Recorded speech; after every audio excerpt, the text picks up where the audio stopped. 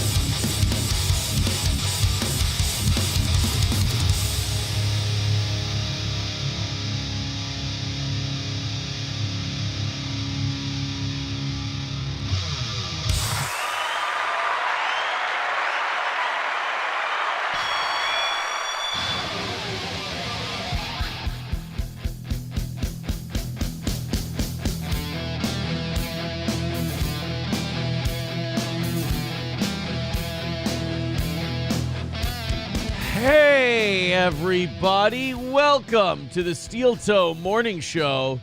Uh-oh. What does this mean? I'm all by myself. It's okay. Repping my Steel Toe hoodie. Haven't done that for a while. We've got an awesome show. Vince McMahon quit. The Super Bowl is set. Tom McDonald should be sent to Gitmo. Plenty to discuss on today's show. But, about 5 o'clock today. Let's start yesterday. Yesterday, Johnny said, I'll be there in person tomorrow. And for those of you who don't know, Johnny, our co-host on Monday and Tuesdays, has multiple sclerosis. So and I don't want anyone to make fun of how I just said multiple sclerosis, because I know I butchered it terribly. It was awful. But if, he's feeling one way one day and he's like, oh, I'll be there.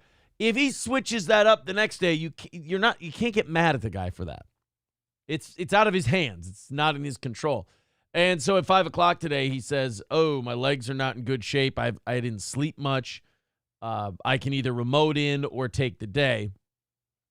And Johnny's got to be in pretty bad shape to even suggest taking the day. So anytime he gives me a choice of like, I can remote in or I can take the day, to me, it's he should probably take the day thing. So I threw it back in his court. I said, well, look, you've got an hour before the show starts, because I was up at 5 today. And I said, well, you have an hour, so why don't you think about it and then let me know? And a few minutes later, he said, yeah, I haven't slept. My legs are shit. I'm going to take the day. And then I'm not going to wake April up on her day off. For God's sake, Lord knows she's got shit to do. So we're going to cut one solo today. I'm going to sit here like Rush Limbaugh and just pontificate and run my mouth and talk a bunch of shit. That sounds like a good time. Small goal today, too. Of course. 250. A bunch of people. Man, Rumble Friday. Holy shit. Rumble Friday was so much fun with Gino. That was such a good show. Jake Hudson caught me in something. Oh, yeah, not 9:30, 10:30. I'm sorry. Jake's right. I had the goal thing wrong. 250 away from 10:30. So, Johnny's not going to be here. We've got a bunch of stuff to talk about. The Rumble Friday show was incredible. Gino's always funny. Always great. I think we settled things between him and Charlie. I don't think Charlie should be bothering Gino anymore. But I guess time will tell. We'll get an update. I think I'm probably going to try to do In Hot Water a little more often. And I think Gino's going to try to do this show a little more often. That would be kind of fun. Couple of show notes. Number one, I turned down the house a couple of days ago. I was feeling really hot. I turned down the house a couple of degrees. I wake up this morning. It's nice out in Minnesota. It's like 40s right now, which is nice for Minnesota in January. And I get up this morning, and I am freezing my balls off. As you can see, I have a hoodie on in my own home. But also, what you don't see is what I'm wearing beneath the table. I got one of the kids' comforters, one of the kids' blankies, one of their nice thick blankies. They're extra ones from the crawl space. And I wrapped it around my toesies so I could stay warm. It's freezing down here. And then I have another thing going on where I have like a lower abdominal like pain right there. I don't know what that is. I don't know where it comes from. I know people are saying, well, it comes from strenuous exercise. Let's be realistic. So I don't know what that is. I'm missing a co-host, but I think all in all, we're going to be all right today. I think we're going to be okay. I want to talk about last night's members-only show. That'll be a lot of fun. Plus, I have some explaining to do.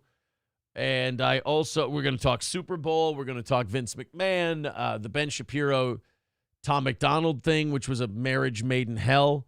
Lots to get to. Plus, we're going to lean on the chat quite a bit today. All you guys who say that the show is in the chat, I'm going to give you a chance to prove it. So whether it's Rumble or whether it's YouTube, we're going to hang out with you guys a little bit more today. Scary Terry says, good morning, Aaron. Started a new job and haven't seen many episodes lately, but I'm happy I got the chance to see it live today. And Scary Terry says about my blanket, back in the crawl space now. No, it's a nice warm blankie. I love it. Look, it's below table level. You'll never see the damn thing. Everything's fine. David Chandler over on Rumble says, don't call it a comeback. You know what? I'll be honest, like a smitten girl, I'm happy to see David Chandler's name anywhere. Whether it's on Rumble, it's on YouTube, I'm a happy guy. Citizen M writing in says, Taylor Swift rules the world. We're going to get to all that. I'll tell you this, a lot of people writing to me and saying, did you see that chicken shit fuckhead Citizen M unfairly clip you out of context, blah, blah, do a video? I'm like, guys, do you know there's hundreds of people who do that on a daily basis? They like make it their life. They're like, I'm going to clip this thing and make Aaron sound terrible. Fuck you. Listen to me in context. I sound terrible. Doing all this extra autistic work. It's just weird and obsessive and mostly erotic and romantic at the same time. But no, I don't see any of the stuff Citizen M does. Citizen M is a big fan of the show. And hurt people. And Citizen M doesn't know how to properly explain his fandom, so he lashes out. He's autistic and brain dead from the internet. You have to give him a break. We've discussed this before. Cheetos from Stoney's. Where'd he go? There he is. Thank you to all the tow boys that came out to Stoney's Saturday night. Oh, you guys had a little meet-up at Stoney's, huh? That sounds fun.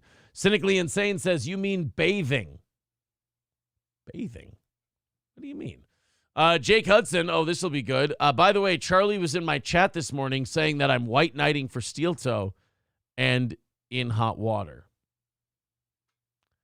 Well, if Charlie said it on Jake Hudson's stream, then I believe you can take that to the bank. Poster Matt, our former co-host, says, just turn your heat up. It's a good point. I could just bump it up those extra couple degrees instead of sitting here. I don't know. April got me used to a warmer house, and now what used to be warm for me is freezing. Like, I used to keep my house at like 70, 71. That's the temperature I liked. April's like a 74. It's wild, right? It's too hot. But now I'm used to 74, and 71 makes me all chillies. And I need, as Amanda Hugginkiss says, how gay and cute your Snuggie Banky. Right. I sit in 71 now, and now I need a Snuggie Banky. Jake in the Hudson says, quote, toss Jake in the Hudson. All right, nothing's changed. Someone says, is it appendicitis? I thought that would be like over on one of the sides. I don't know. Boshit says, wait a minute. Hold on. I got it. In honor of the man himself. He's gonna puke! I'm not gonna puke. I feel fine. All will be Joshin says, colon rupture. Is that what the pain in the lower part of my abdomen could be? Oh, no. My colon's being held together with baling wire and duct tape. What the hell's going on? Balls Deep says, try one of those wraparound heating pads. Well, problem solved. Cynically Insane says, probably constipation from mukbanging cheese. They did say that was a bit much. John Jamingo says, love the Shapiro rap. No! Don't like Tom McDonald. Stop. People like him, and they're like, isn't he cool? I'm like, no, he literally does the easiest grift in the world. Yeah, I triggered the libs. I love how that's like an identity for people. I triggered the libs. We've already dictated in the last 10 to 20 years that these people are the most easily offended human beings on earth. So triggering them doesn't really seem to be the accomplishment you believe it is. Sorry. Loaded Wrench says hot tub water is shoved in your stomach. That's what causes that. Oh. Okay. Michael B says, I like you, but you are hateable. Thanks, buddy. I appreciate that. Rads of Chaz says, maybe today you'll actually get to some stories. Yeah, with Gino, it's a little tough. Gino and I get off on a tangent or two. Gray Idol says, you looked really decent on the hot tub stream. Burn the camera you're using now. I was using my phone for the hot tub stream. It was my phone with some backlighting. That was it. So that's embarrassing. These are, I mean, they're not like $1,000 cameras, but they're hundreds of dollars for the cameras we're using. Now I feel like a goddamn dummy. The same two teams that were in the Super Bowl in 2020, just before COVID-19 was released from the lab in China, just before the 2020 election, will we be repeating history? Says Red Fox Mad. Boy, you know, that's a good point. The Chiefs and the 49ers were the last one before we locked everything down. And the Chiefs ended up winning that one. I think this one might be the 49ers year, though. I mean, McCaffrey looks so good. Brock Purdy, is what he is, but he's doing a good job. He's putting up huge numbers. And Kansas City has, Patrick Mahomes in a good pass rush. I'll say that. Let's continue on talking to the chat. And some people saying their house is at 66, 67. Ooh, boy. Annoyed Wawa Supervisor says, morning, Aaron. Corporate wanted to let me know that if they order ahead a pizza online, they can get $5 off their pizza. Don't worry, though, Aaron. You'll still get the entire pizza. Well, thank you, Annoyed Wawa Supervisor. I appreciate that. Toastmaster says my abdominal pain is from last night's fisting. Oh, well, now, see, that makes sense. I didn't know that was bad for you. Dirty Daler says, God damn it, Aaron, where is my good morning? I don't know. Being so fucking needy. Jesus, that is a clear sign of daddy issues, needing the attention of other men. That desperately. Scarface says, did Nicky Rackets pound your back door last night? If you count the fajitas he made. Sort of, I suppose. Yeah, in a way. He told me, he says, I only buy spoiled meat. I believe it builds character. And I went, it's fucked up, but it's your house, dude. I just wanted to watch me some football. That was it. No, we had a lot of fun. If you're a member of this channel, you can watch I don't know how long we went last night. We were only going to do 15 minutes. And I think we were at a half hour or 40 minutes when my phone just shut off. It didn't die. It still had battery. It just shut off. I don't know if it got too close to the steam or what, but yeah, it just it died. It just shut off on me. I don't know if there was water vapors in it from the hot tub. I'm not sure, but yeah, my phone just shut off on me and ended the stream. It was a lot of fun, though. It's in the members only section. Raz of Chaz, you got your shit packed in too hard. That's why it hurts. It was a good time, though. It was a lot of fun doing a stream with all those guys and girls and whatnot. I will say that Nick's a funny guy. I love hanging out with Nick. I I don't think Lady Rackets likes me very much. I don't. You saw it on the street. I'm not the only one who saw it. I think she taught. You know how you have those friends who have, they have wives, and then their wives like your wife, and you guys all hang out together, but you can tell that she kind of thinks you're a piece of shit. I get that vibe. Like you kind of saw it during the stream. Like I'd tell a joke or something, and there were at least 2 times where she looked at me with utter disgust. And I'm still getting to know these people. I don't know if I'm too coarse. Would that be the word? Not coarse, too crude. I might be too crude, and maybe she's a classy broad. I don't really know.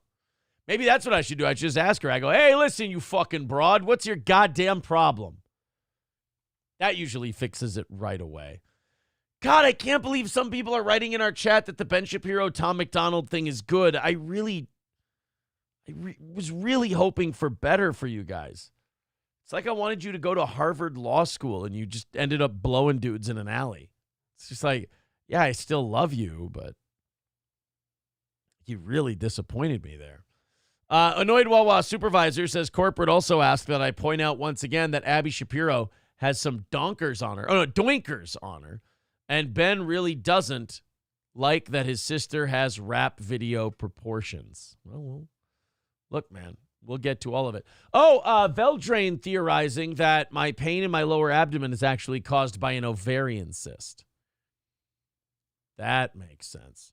Annoyed Quick Trip Supervisor says, let's go Lions, let's go Lions, let's go Lions, let's go. Lions fans are having a tough time today. They're having a difficult one after they blew a 17-point lead. It was a very Vikings way to lose the NFC Championship game. Like, I kind of got it. It wasn't like the Chiefs where they kind of got ahead and stayed ahead and did a good job. The Lions were up, was it 24-7? And the 49ers came back like before the end of the fourth, obviously before the end of the fourth quarter, but before the end of the third quarter. They're really good. I don't know if Kansas City is going to be able to hold them off. Although we all want Taylor Swift to win the Super Bowl. I think we can agree. Hulkamash says, what's your weight, Piggy? Going to make it for the fight or come in 7 over? I'm under 220, but over 215. So under 220, over 215. I probably have like 3 pounds to go. Well, my fight on the 17th got canceled, though. I got to pick a new date. They canceled the whole card. Citizen M says, in my defense, when I say I love... Oh, hold on. Go back. In my defense, when I say I love Steel Toe, people assume I'm being snarky/sarcastic. I don't know how to tell them any more clearly. I'm always here. Yeah, Citizen M likes the show. He just hates me. That's all. Yeah, people are talking about their house temperatures. Balls Deep keeps his house at 62. Again, it's insanity. Gray Idol says your forehead is 2 inches higher than this camera. I knew it was impossible to have forehead. Burn it. Thank you. Matt Van Meter with 10 memberships. Thank you very much for gifting those. Appreciate it. By the way, guys, very small goal today. We do appreciate that, especially on a solo show. All the links are in the chat if you'd like to contribute to the program. Dirty Dalish says, I bet if April were here, she'd tell me good morning. Your charms don't work on me, Gypsy. I don't know what to tell you. Tell him I ain't listening. Black-hearted Gypsy. Nail a crucifix to a bedroom wall. Amanda Hugginkiss, Gray Idols, Mr. Q, Kane J, KF Sage, Jason St. George, John Hahn, D-Rec, Mr. Me, and Mario Yanetta, all getting memberships. Magic 8 Ball says, R.I.P. April, hot tub accident. Yeah, she got sucked down the drain. What do you do? T. Jefferson says she didn't seem to like anyone, really. I'll tell you this, she likes Nick just fine. My friends. And she does. No, her and April get along really, really well. But I really think she kind of thinks that I'm sort of a piece of shit. Raz of Chaz says she might just think you're annoying. Yeah, that's about right. I think she finds me obnoxious. Can you believe that? Gray Idol says, Lady Rackets laughed at what you said. This diversion tactics aren't working. I don't think she did. The only time I saw her laugh is when she called me a stupid asshole or something like that. I can't remember. Nana's Clam says, abrasive would be a good term to describe initial impressions of you. SC Motorsport says, maybe she's just sick of putting up with two assholes, you and Nikki. That could be it. Maybe I blame this whole thing on Nick and say, like, well, if you just weren't always a cunt, then when I'm a cunt, it would be more charming. By the way, $10 from Brown Nut says 10 for a jar of farts. I'm good, buddy. I'm good. 220 away from today. Thank you very much. We appreciate your guys' support. You're over 220 and just one thigh, says Hobo Chili. He has a hard time believing that I'm under 220 pounds. Philip Sears says, I usually hate rap, but that Ben rap is really good. Sincerely, every old conservative woman. Yeah. Gray Idol says, check out the hot tub stream. April had double underboob. Melton will be talking about this for 5 years. If he can find his dick to jerk off first. That's the part that really kind of frustrates me, is he won't admit, like, this, it does something to him. And the talking about it incessantly is his way of, like, exercising these demons in his own head. But he won't do it. It's frustrating. It's the bane of my existence, quite frankly. So do people still think the Super Bowl's rigged? Because they were all saying that, like, the Lions were going to be in, and they did say that the Chiefs were going to be in for Taylor Swift. So that, I guess, that conspiracy theory is still alive. They said that the NFL would make it so that Kansas City would win and Baltimore would lose because they want to see Taylor Swift at the Super Bowl. Because, you know, I don't know if you know this or not, but if she weren't at the Super Bowl, nobody would know the Super Bowl was on.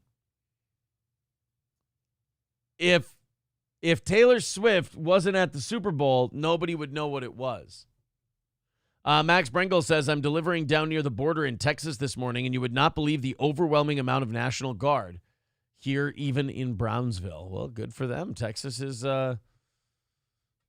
done fucking around. And they're actually taking on the federal government, which is wild. Hobo Chili says, anything Aaron sits on leaves an initial imprint for life. Thank you, buddy. Annoyed Quick Trip Supervisor says, so I should turn off this boring show and go watch the members-only show with boobies. April and Lady Rackets in a hot tub, and Nick and I literally just being a couple of homos off on the corners. Like, we framed it in a way that those two would be in the middle, because who needs to see the two of us? Yeah, I guess. Yeah, you guys turn off this show, become a member, go watch that show. I mean, it's still, before you get your hopes up, it's still two women. Neither of them had anything interesting to say. And Nick and I, just funny, just one after the other. Just killing. We weren't. It's very awkward to be, like, entertaining in a hot tub because the hot tub is supposed to be the thing. What did the audience call it? Not swingcast. It was hashtag swing stream. That's what it was. And nobody believes us when we embrace that moniker. Nobody believes that I'm sleeping with Nick Rekieta. You'd think it wouldn't be that much of a stretch, but alas, here we are. MSO says you're an acquired taste, Aaron, as in acquired immune deficiency. Hey, wait a minute. That's what AIDS is. Dirty Dalish says Fatty Melt only bullies the women he wants to fuck. You're 1,000% right, Aaron. Well, yeah, I mean, just look at him. You don't see that Patrick Melton is 90% sexual frustration, 5% obesity, and 5% Red Bar's foot still up his ass. Come on. The Bad Luck Boys with $5. Mersh. You know, I have to let the cat out of the bag here. April talks about Mersh way more than I'm comfortable with. We were all, before we did the hot tub stream, we were all driving to get coffee. And as we're driving to get coffee, April goes, all four of us should go on a road trip sometime. And we're like, okay, cool. Where do you want to go? She goes, we can go to Florida and we can visit Mersh. I was like, where the fuck did that come from? First of all, you have a beautiful wife. She's incredibly hot. But then she expresses like the desire to go see Mersh. And I'm like, now I don't like whatever it is she sees in me. We should go on a road trip. You can go anywhere. Remember, this is an imaginary road trip. It's not real. She can go anywhere she wants with this road trip. She goes, we can go to Florida and we can go see Mersh. And like, you know, Lady Rackets doesn't have an opinion, but Nick and I are both like, I mean, yeah, Mersh is a cool guy and everything. And, you know, I'm like, yeah, Nick's like, he's fun to hang out with him. I'm like, yeah, he probably is. He's, you know, he likes to drink. Seems like a good enough guy. But, you know, in this scenario you're putting forward, you can literally go wherever the fuck you want to, that a car will travel. She wants to go to Florida to see Mersh. The fuck is going on with this broad? But Mersh with $5 does say the Dabbleverse has cancer. And like anything with cancer, it's dying. Run from it with gusto or die a Kevin Brennan fan show. I will say this. Mersh, you are 1,000% right. You are absolutely correct. However, I will never stop finding Kevin Brennan ironically funny. Just to watch him lose his fucking mind is so fun. To me. You're right about everything else, but observing Kevin Brennan lose his shit over a guy's wife telling him to take a nap. And then everyone over the weekend, people are like, what are you, a Carl simp? What are you? I'm like, could you stop being gay for 5 fucking seconds for once in your goddamn life? It's the fucking internet. It's not real. The guy's wife came in and said, hey, did you take a nap? That was my request. That's a really, are you not married? Do you just have do you go shit relationship to shit relationship? That is not an uncommon thing to hear in a marriage, that your wife's like, it's your wife's nice way of saying, you're kind of being a fucking asshole today. It's actually a nicety that they're granting you. Instead of going, hey, you fucking prick, maybe get some sleep tonight. They'll be like, oh, you know, I'm really worried about you. Have you had a nap today? And we know what that means. Like April the other day, like I thought I was in a great mood. She keeps looking at my face. She goes, are you like fucking pissed off at me or something? I'm like, no, not at all. I'm in a great mood. She goes, you look like shit. She said it. She goes, you look like shit. I went in the mirror. I looked and I'm like, holy shit, I could use a nap. I really do. Like, you ever think you're walking around and you're happy as can be, not a care in the world, but the rest of the world goes, boy, that guy looks like an asshole. That was me. Gerald Gutsu says, you joke, but Taylor Swift drove viewership ridiculously from what I saw. SNL even ripped on it. Well, look at SNL with their freaking pop culture commentary. I'm sure it was great. Dirty Dalish says, women don't have to be interesting. They just have to be hot. Really is the long and short of it. Gerald Gutsu says, Rakeda too? You're cheating on Gino? Sorry. It's just, I see these men with scruffy facial hair, and what can I say? My dick just like Dave Franco in Neighbors. Dookie Soup says, just FYI, this is Nana Clam's alternative. Got a feeling I may be banned from chats on the other username soon. Why? Everyone thinks they're getting banned. I don't get it. You and Mersh are the Golden Corral boys. That's Michael B. Bad Luck Boy says, Jesus Christ, the headache this will create on the internet. Which one? The one that April wants to go have a road trip and come see you? Even though I think you two have spoken exactly 0 times? Fucking weirdo, dude. Can't trust this bitch. The Bad Luck Boy says, to be fair, I have cats. Yeah, I hate them. I don't hate Mersh's cats. I just, as in principle, I despise cats. I think the names of Mersh's cats are some of the most adorable cat names ever. I just fucking hate them as animals. It's not, okay, it's It's like, I like individual black people. No. I'm done. Balls Deep says, give Mersh a sub. It's free.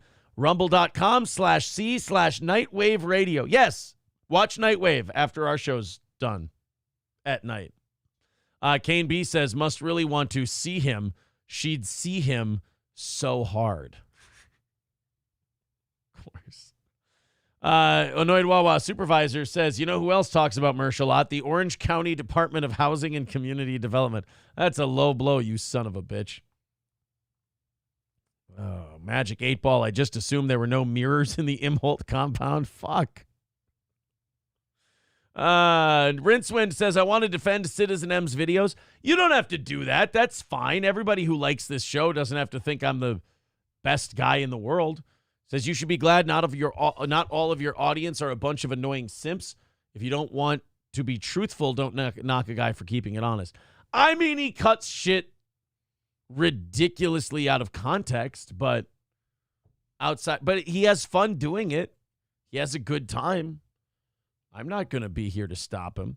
All right, we're going to get a little direction here. We got a lot of stuff to talk about. I just wanted to hang out with you guys a little bit longer this morning because Johnny's not going to be here. We're going to be flying solo the rest of the morning. We'll see how that goes. Right now, 2:20 is the number to go until 10:30. Oh, boy. Oh, you got... Now is not the time after I agreed with Mersh that the Dabbleverse has cancer and it's dying, which... I don't even know if it's dying. There's 1,000 people in it. Like, it's not very big. There's 1,000 people in it, and they all watch the same shit. So I don't know if saying it has cancer and it's dying is the best way to put it. I think it's really more of like a progeria kid, where it was, its days were numbered from the time it was born. Really. April and I have been contacting John Melendez, Stuttering John, and mostly April because I'm blocked, but I told her, I said, get a hold of him, tell him I want to have him on the show. And I don't want to have him on the show to yell at Carl or yell at Shuley or Kevin Brennan or anything like that. I literally want to have John on to show people, like, you can just talk to this guy about the fact that for 10, 15 years, he was on the biggest radio show of all time. And there's got to be an incredible amount of stories and personal anecdotes about Howard and things like that. Like, really interesting stuff. And then, of course, working with Leno, two of the most successful comedic media personalities of their time. There's a lot to chew on there. But everyone just wants to talk drama. So April's been DMing John to try and set this thing up. Stuttering John goes on his show, takes a super chat from someone asking about April, and this is what John had to say. Do I think April Immalt is hot? Yes, I do. In fact, we've been DMing. And I'm going to do their show. The fucking guy, man. If he didn't know that if only he knew her heart was already promised to Mersh. Apparently. And then when she goes, oh, I want to go on a road trip, we could go hang out with Mersh. She goes, yeah, but his poonhound days are over. A quote from Nightwave Radio. Like, I think I'm going to keep that bitch like Samuel L. Jackson kept Christina Ricci in Black Snake Moan. Like, just chained to a radiator singing her old black blues songs while there's a thunderstorm outside. But watch John's. It's not even that John announced that they're DMing each other. It's the wink afterwards. Do I think April Immalt is hot? Yes, I do. In fact, we've been DMing. And I'm going to do their show. Thank you, John. I'm excited to have you on, buddy. But here's the deal. You know how there's guys out there, like when you were in high school and college and you had a girlfriend, and maybe, if some guy would hit on her and he was like attractive, you'd be like, this fucking guy better get out of here. Go find your own woman. But like if he was hideous and gross, you'd just be like, oh yeah, that's her friend David. He's a queer. And you really didn't give a shit. Like you didn't feel any smoke from the guy. So you're like, yeah, let him say whatever he wants. That's kind of how I feel with John. You know, I feel like if John goes, yeah, we're DMing, and he winks at the camera, I'm like, I feel like Apollo Creed looking through replacement contenders for Mac Lee Green, just going, I don't feel no heat from this guy. Magic 8 Ball says, can't you just walk outside and grab a co-host off the street? You know, if anything, I could send Gino the link and he could come do the show, but you never know. Hobo Chili says, Aaron wants to have a threesome with John. April's going to be a Lucky Pierre between that void of human pudding. I don't like that you're putting John and I in the same level of pudding body. It's upsetting. Nana's Clam says, okay, Aaron, you're the only one that wants that interview. 2, Stuttering John will never do a straight interview. Drunk piece of shit will just shout whatever he wants. Bad Luck Boys with $5 says, ATP Live Largo. April is invited as my guest. You can come too, Aaron. Now, wait a minute, Mersh. April's invited as your guest. Like, I can come too, like I'm your guest, or should I buy a ticket? Because we actually were thinking of coming to that. What was the event? I think we had a comedy show booked, or we were going to book a comedy show that weekend, and it was going to be tied to some other event. So I'm not sure if we can do that. There was, Mersh, we did have a plan. There was a plan to go down to Florida to meet up Nick, Lady Rackets, April, myself, and then meet up with Dick Masterson when we got to Florida, and then go to your guys' event. That kind of fell through, unfortunately. So why fucking bring it up, Aaron? Let the guy know, hey, buddy, I got some news for you. We were going to do something really, really fun, and we're not now. But you didn't know that the fun thing was going to happen. Gray Idol says, John is a character. If you can't appreciate that, then you've never worked a laborious job in your life. Well, somebody's laid down the gauntlet. Annoyed Wawa Supervisor says, Jesus fucking Christ, Aaron, how many Florida drunks does your wife have in rotation? I mean, John, Mersh, that's it. That too many Florida drunks?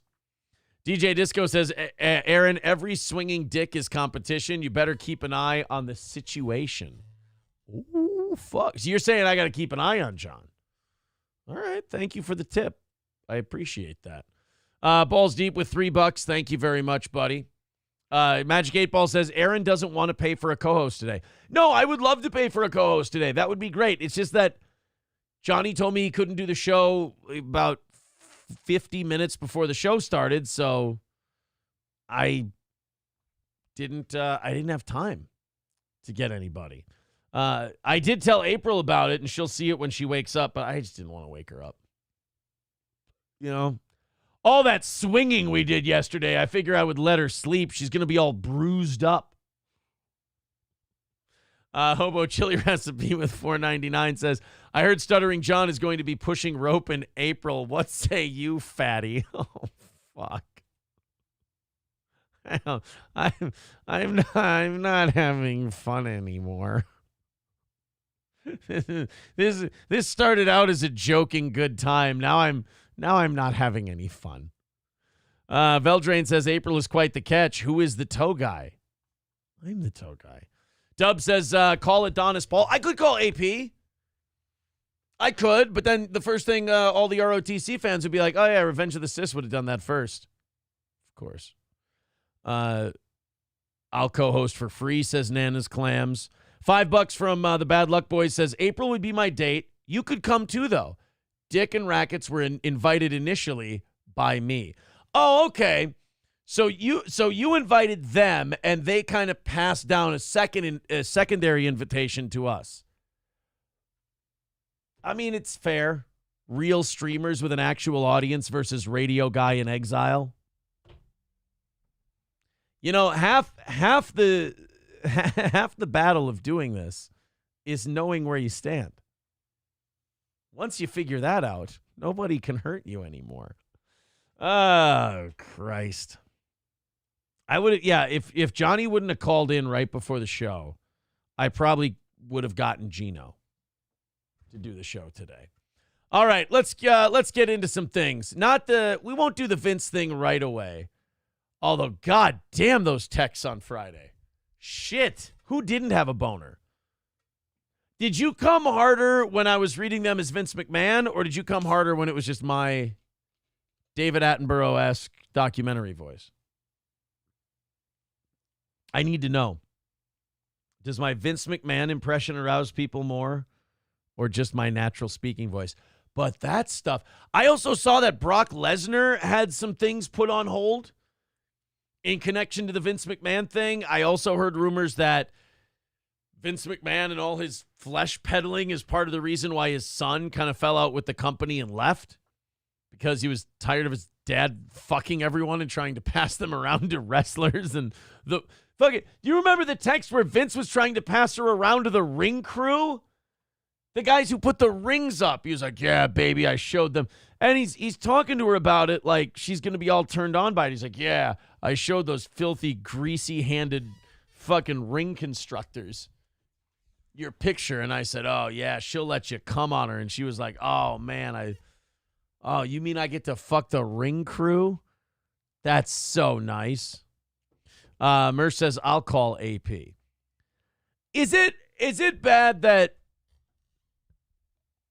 and I love Adonis Paul. He's co-hosted the show before. He's done a great job. I would kind of like Dr. Till. Not Stevie Lou. Not no, nothing against Stevie Lou. It's just that he's probably not up. Brock was supposed to be in the Royal Rumble. Is that what it was? Yeah, Brock wasn't in the Royal Rumble on Saturday because Vince had to do some fucking and then try to pass her around. How about the fact that this all happened when he was still 75 years old? Someone pointed this out before the show. They said, people don't just start doing this shit at 75. It's like, how many times has he done this since, say, WrestleMania 1? Like the last 40 some odd years. How many women has he done this to?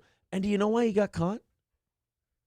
Like, it's not like this woman was a money-grubbing whore. Well, she is, but like the reason she came forward and accused him and sued him is because she was accepting hush money. She was accepting a bribe, basically, to clear this thing up. And he stopped paying. Oh, you can't text a woman that you're going to have like 5 black guys rail her out while you whack off on top of her, which is a real self-esteem boost, if you ask me. You can't stop paying that woman. She has to continue to be compensated. Or you're going to be choked. You're going to be a gardener choked out by your own weeds. Mersh says, I would have called in. Aaron never invites me to things. I invite his wife and him to all kind of things. Mersh, would you like to send me a Zoom link and we can talk about Vince and make fun of Ben Shapiro? And I haven't watched your guys' clip on it, so I don't really know what to say that would be funny. Because I usually, Mersh, between you and me, I just steal Royce's stuff, the good ones. It's not nice. Mersh is the one who asked Jesse Lee Peterson when he said, "What's wrong with black people?" Mersh goes, "How much time do you have?" Fucking Jesse. What was he on recently? He was on a show and he said something hilarious. He was on, I saw a clip of it on Twitter. Was it Segura's podcast? He was on there like, I wanted to thank you very much. You have treated me like a white person. I was like, the guy's great. We had him on once and we thought, and he was funny and he was great, but like he started performing a therapy session on April and I. Aaron, are you the head of your wife? And I'm like, well, we work together and I like to think, my answer was yes. I should have just gone with my gut and been like, fucking run. Some men run around their house, Jesse Lee. Some men run their house. And I should have given him that answer. And he just would have yelled fag instead of beta. But I was like, oh, we work together. And he just goes, beta. Which I did want him to call me a beta the entire interview. It would be kind of a badge of honor, but I didn't want him to mean it. I just wanted it to be kind of a gimmick, is all. But yeah, he turned that shit into a therapy session. And like, by the end of it, I need to forgive my parents and all this other shit. Like, Jesus, this guy gets to the bottom of it. Annoyed Wawa supervisor says, Aaron, if I wanted to listen to drunk welfare recipient stories, I'd turn on my scanner. Sparky Rose says he did that to Tom and his wife, too. Oh, he asked him what was wrong with black people? It's a great question to ask. Because you can always catch secret racists on that one. You'd be like, hey, what's wrong with black people? And you'll get white people who'll be like, well, you know, I know there's some poverty issues and blah, blah, blah, and this and that. Whereas like a non-racist person would go, dude, what the fuck? You don't just answer. You don't ask that question in public. You don't just ask people what's wrong with black people. Are you out of your fucking mind? That would be how someone who's either not racist or strategically racist would respond to that. Bad Luck Boys with $2 says, yeah, and who do you think Royce steals from? Oh, isn't he Latino? I mean, so everybody. I mean, it's either they give him his shit or he stabs them. It's kind of doesn't narrow it down, though. All right, we got a couple of things to get into today. Let's just jump into the McMahon deal. He's out. He had some kind of title with TKO, the company that just bought the controlling interest in WWE. Executive chairman. That didn't last long. Remember Vince like 2 years ago got accused of like breaking an NDA, some damn thing, and he was fucking some girl, and she got upset. He probably stopped paying her too.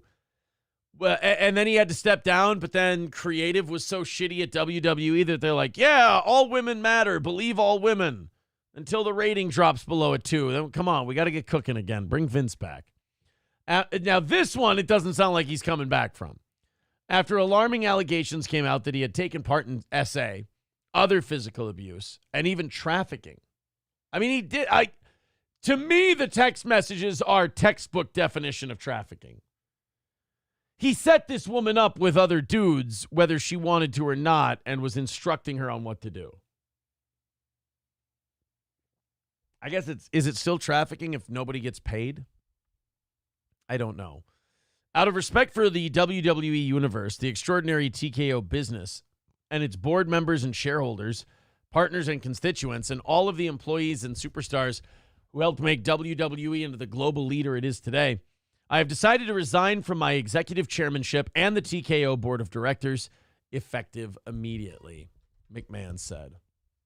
Yeah, I think when, you usually like to go innocent until proven guilty. But when the texts look as bad as they do, you're going to have to convince me that was somebody else's phone or you're out. Not Fred says, well, did they come or what? Jesus Christ, Gil, there's some questions you just don't ask. But yeah, it looks like Vince's going to have to step down as the head of TKO. I don't think this is one they can reverse. Unlike the last time, this was pretty bad. I mean, it was, like I said, those text messages are, like, forget if you're the boss. If you were just an employee talking to another employee that way, they'd probably fire you. Because it's way too distracting. J-Dub says, John Cena in on the action with Vince and Johnny Ace. No, but it does sound like Brock was somehow involved. His name kept coming up outside of the story over and over and over again. Like it was Johnny Ace was the one that Vince would tag team him with, and Brock Lesnar was like, Vince was doing it as like contract negotiations. Like, Brock, I'll give you $4.5 million a year. You can use the private jet. And he's like, I don't know. All right, you can fuck my girlfriend. Got yourself a goddamn deal. People keep saying Slim Jim got Vince out of there. Oh yeah, I don't get that. What's the significance with Slim Jim in this whole thing? And does this count as some kind of long-term Macho Man Randy Savage revenge? I don't know how to take it. 2:05 away from overtime today. Thank you guys very much. So I said last time, I was like, how much say does Vince really have anymore? And we kind of found out a lot because they brought him back as soon as things started to hurt. So I wonder what kind of impact it's going to have, because I feel like talent-wise, this is like the deepest the WWE's been in a while. J-Dub Production says, "Ha, pal, you can screw her in my office." Nobody Likes Onion says they pulled their sponsorship, dumbass. All right. Oh, wait. Nobody Likes Onion says, but then they walked it back and still sponsored the Fatal 4-Way match. I mean, that is kind of fitting, right? That with the Vince thing, that they would sponsor the Fatal 4-Way. I mean, if they had been chugging the cats up. J-Dub says maybe Vince offered Stephanie to Macho in 94. No! Absolutely not. Matt Fields with $5 says, bad. I thought those texts and accusations sounded awesome. What a life for that man had for 40-plus years. He should be a role model to every young man. Or that. Thank you, Matt Fields, by the way. $200 away from knocking out today's goal. And I think what I'm going to do for today is probably give you guys overtime. We'll probably stockpile it for the rest of the week. Because like I said, I don't have Johnny. And I don't really have a co-host today. And I really don't want to carry this son of a bitch on my shoulders all morning. Not for 4 hours anyway. 2, 3. I think if we got to 3, I'd do 4. Easily. Annoyed Wawa Supervisor says there was an entire storyline in 01 of Steph talking about all your business partners you promised me to. Ow. Is there really? Ugh. So Vince did kind of incorporate that into the storylines. It's, yeah, I mean, he didn't start doing that at 75. That wasn't the first woman that he'd done that to. So I would say he's probably just lucky if he stays out of jail with some of these accusations. All right, guys, let's go into some stuff. I want to go into the Wayback Machine if I could. And I want to talk to you guys about, I don't know if you remember this guy named Dr. Anthony Fauci. He was a guy, still is a guy, who he single-handedly, for those of you who don't remember Dr. Anthony Fauci, he is the man who single-handedly went to the ends of the earth to bury COVID in the ground and make it safe for all of us. At least that's what it says on the inside flap of his autobiography. That's all. But a newly resurfaced interview with Rand Paul has shown up. Fox reported it, and I don't hate all of these news organizations. I get that they all have kind of a part to play. But it's like, could you not treat everything like you just won the fucking Super Bowl? Because then what's the next thing you're going to do today? Like, how does that measure up? What if that's a bigger deal? Where do you have to go from there? So, like, with Fauci, when they're like, oh, never before seen footage that shows what a piece of rat shit this guy is. I don't know if I need any other items in that box, so to speak. I know I know Fauci's a rotten piece of shit. I know he said rotten piece of shit things. One more rotten piece of shit thing out of Dr. Fauci's mouth is not going to, finish me off, so to speak. Let's check out this clip they've got. Let's see how bad it is.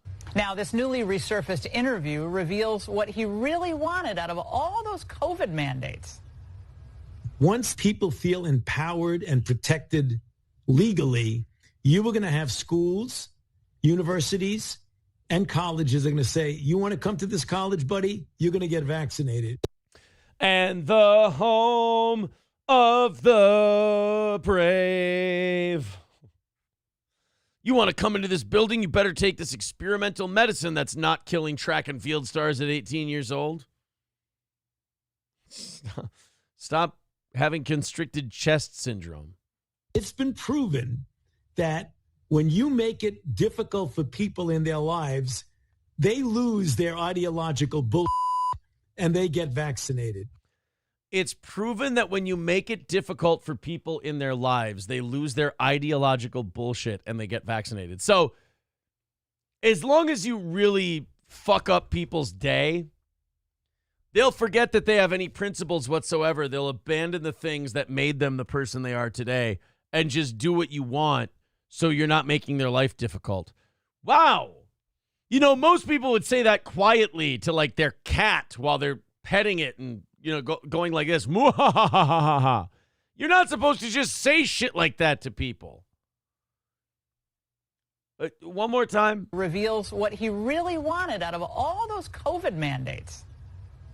Once people feel empowered and protected legally, you are going to have schools, universities, and colleges are going to say, you want to come to this college, buddy? You're going to get vaccinated. It's been proven that when you make it difficult for people in their lives, they lose their ideological bull and they get vaccinated. So all we have to do is make people's life really, really shitty, like make them really depressed and bummed out. And then we'll say, hey, you can have all that shit back if you just let us inject this into you. Yay. That evidence folder is getting a little full, says Skeezy. Yeah, and like nobody's going to do anything with it.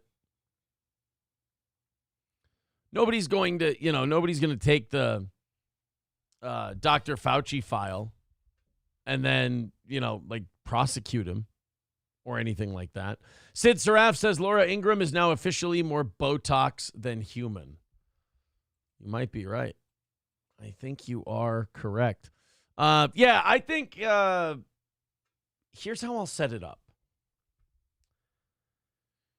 If we're at 100 by the end of the next hour, I'll do all 4 hours.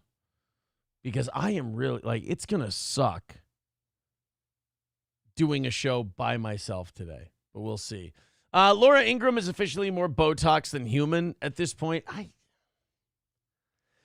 don't know. To me, she still looks really good. I'm not a big Laura Ingraham fan, but she's also old.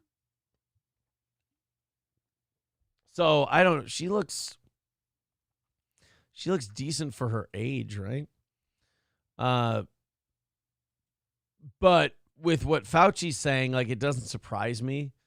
Yeah, he's a doctor who wanted everyone to do exactly what he told them to do, and he didn't want to take the time to explain it to us dipshits why it was a good thing for us. So he just went and did it and forced us to, or we couldn't go outside. So, and then also, advocated for banning people's social media accounts if they said, hey, it looks like this thing came from a lab, when that's exactly what happened while these guys were over here trying to make up some story about eating bats that they thought would make sense. I don't know. Canceled black puppeteer. Well, what I'm trying to say about the Fauci thing is basically this. I know, I know each of my co-hosts, and I can bounce off them. I can work with them well. And when I don't have that, it kind of feels like I'm playing both roles, if you will. Bobby Baloney says, I'm on to you, Aaron. You know chat likes to see you suffer. He's not wrong. They absolutely do. We're an even 200 away from today, however. Never mind. Make that 195. Greasy N-word with $5 says, for the good doctor and all his friends. Oh, hold on a second. We're going to shoot you a quick little update. There you go. $5 from Red Fox Mad. Bringing us to, there we go, 190 says, I would pay $10 to have Corey on to co-host today's show. I miss Corey Wednesdays.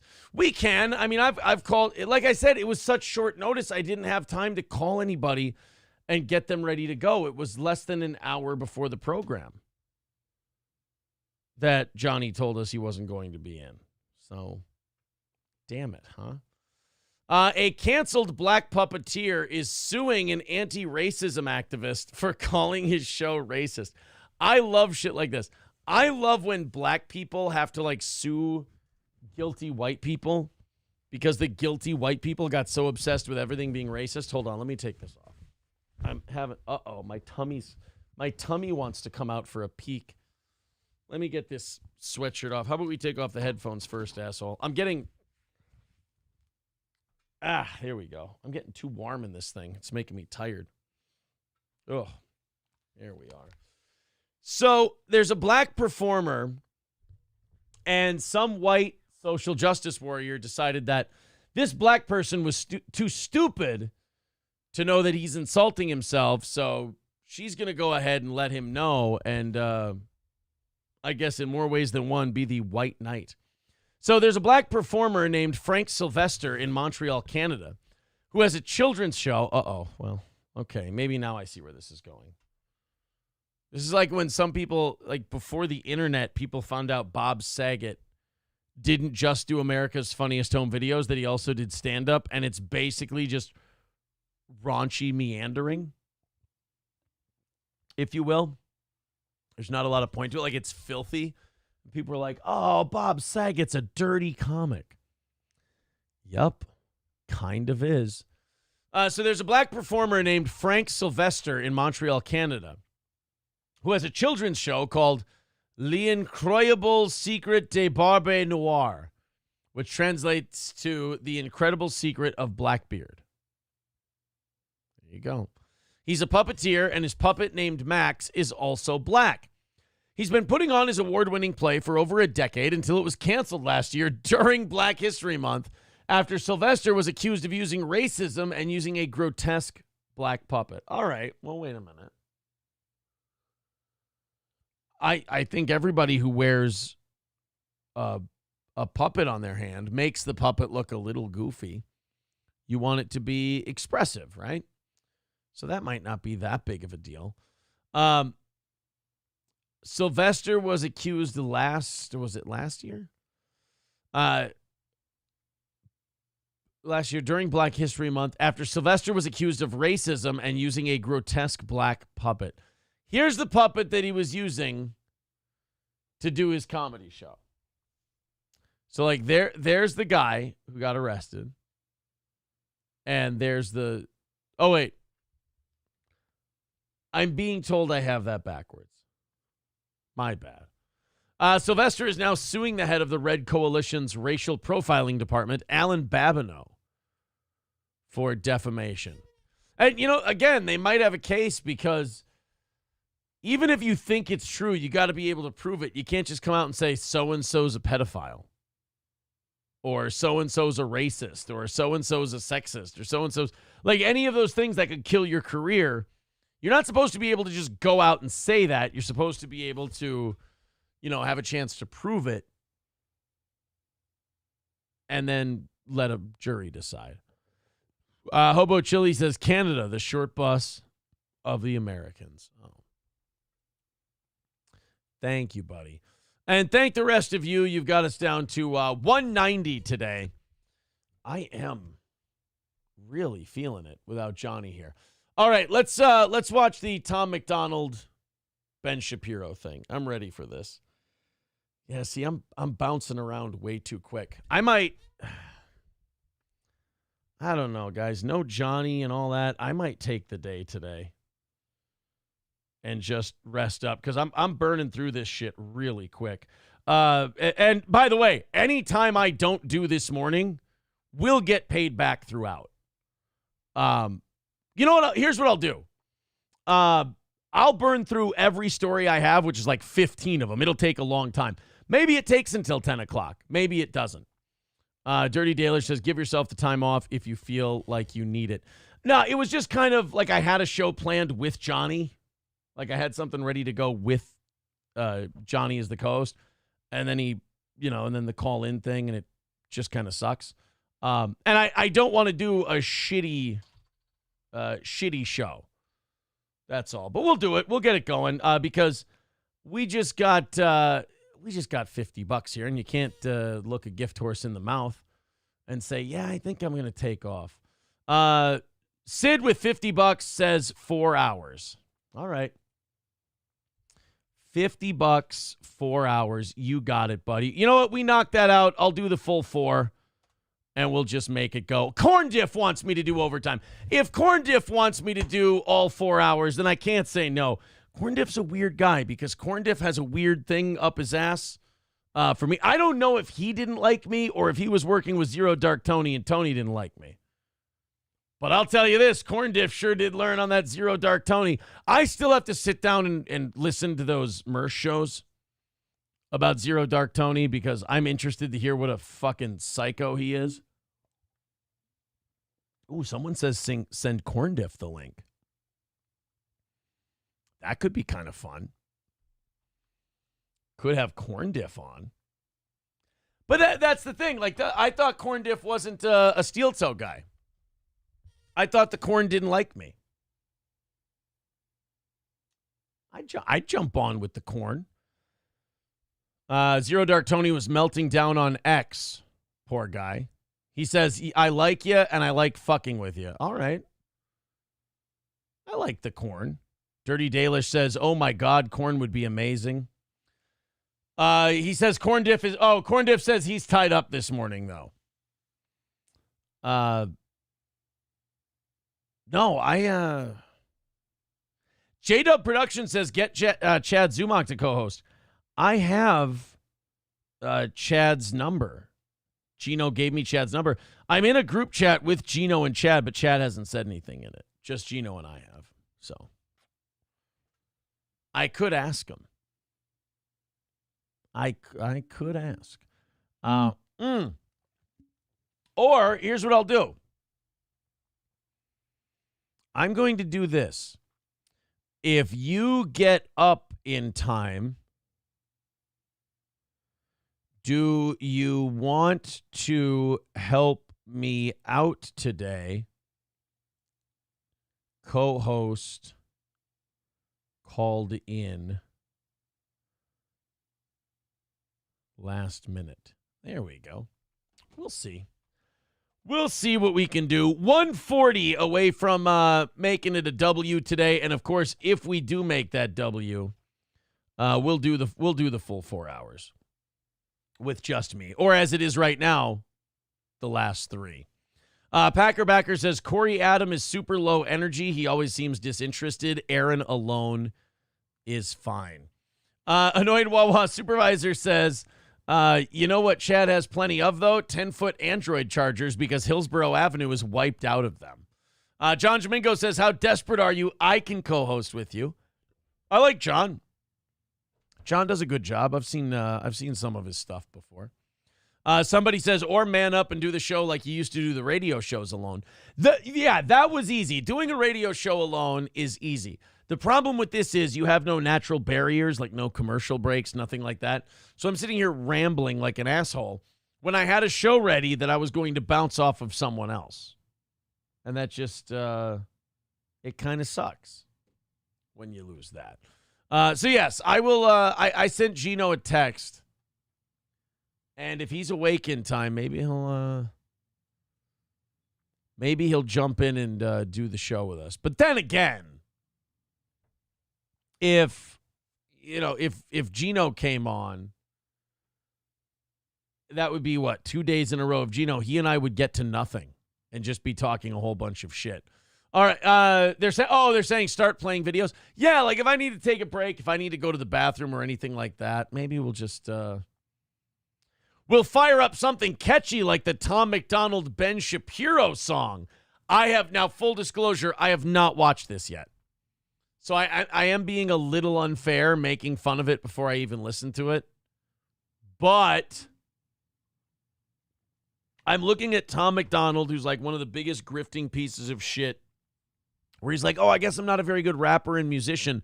I'll just say anti-woke shit and get myself a bump. And then he just keeps like ham-handedly making those kind of songs.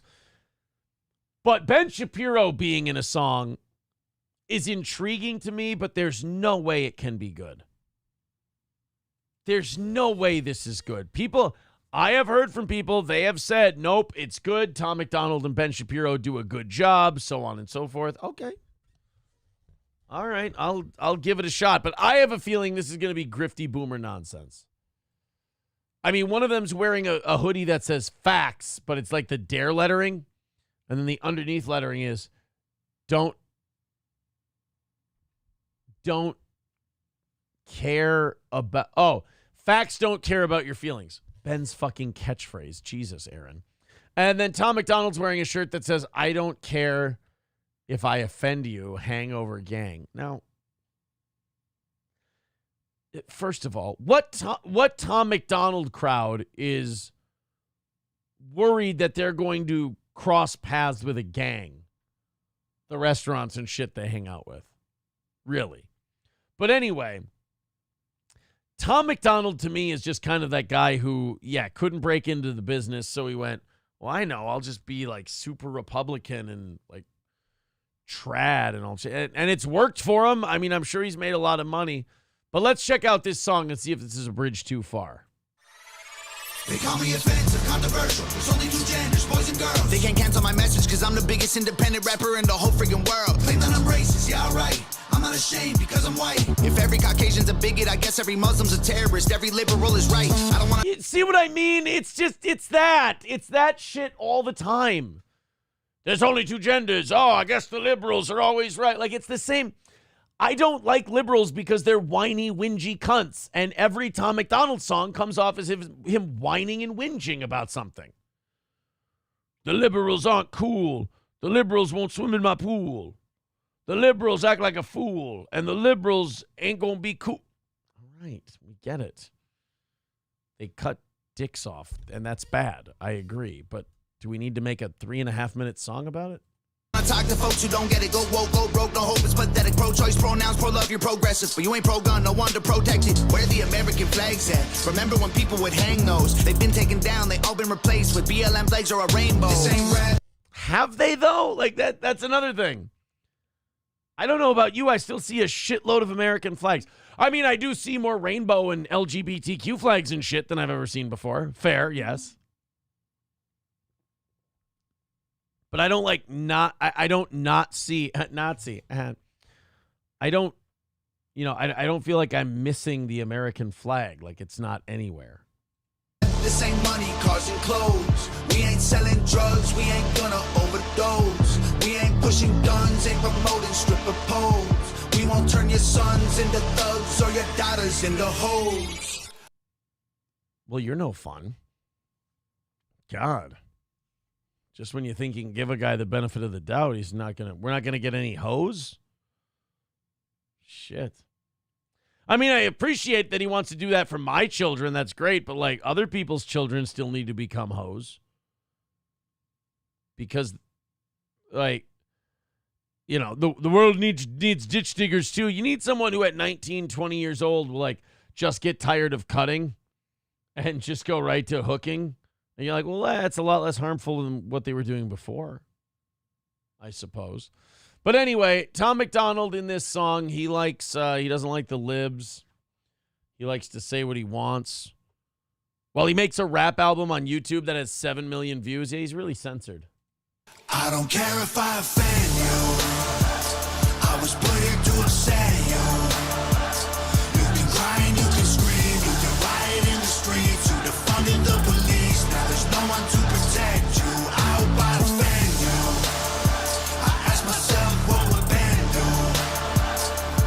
Let's just keep it real, facts. Don't care how you feel, man. If you want my pronouns, I'm the man. I'm the man who don't respect. Let's look at the and now Ben's gonna rap.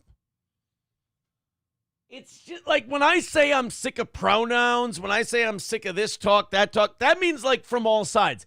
That doesn't mean like if you give a base take, I'm like, oh yeah, let's talk about this for the next 3 minutes. No, it's fucking boring. I don't care that much.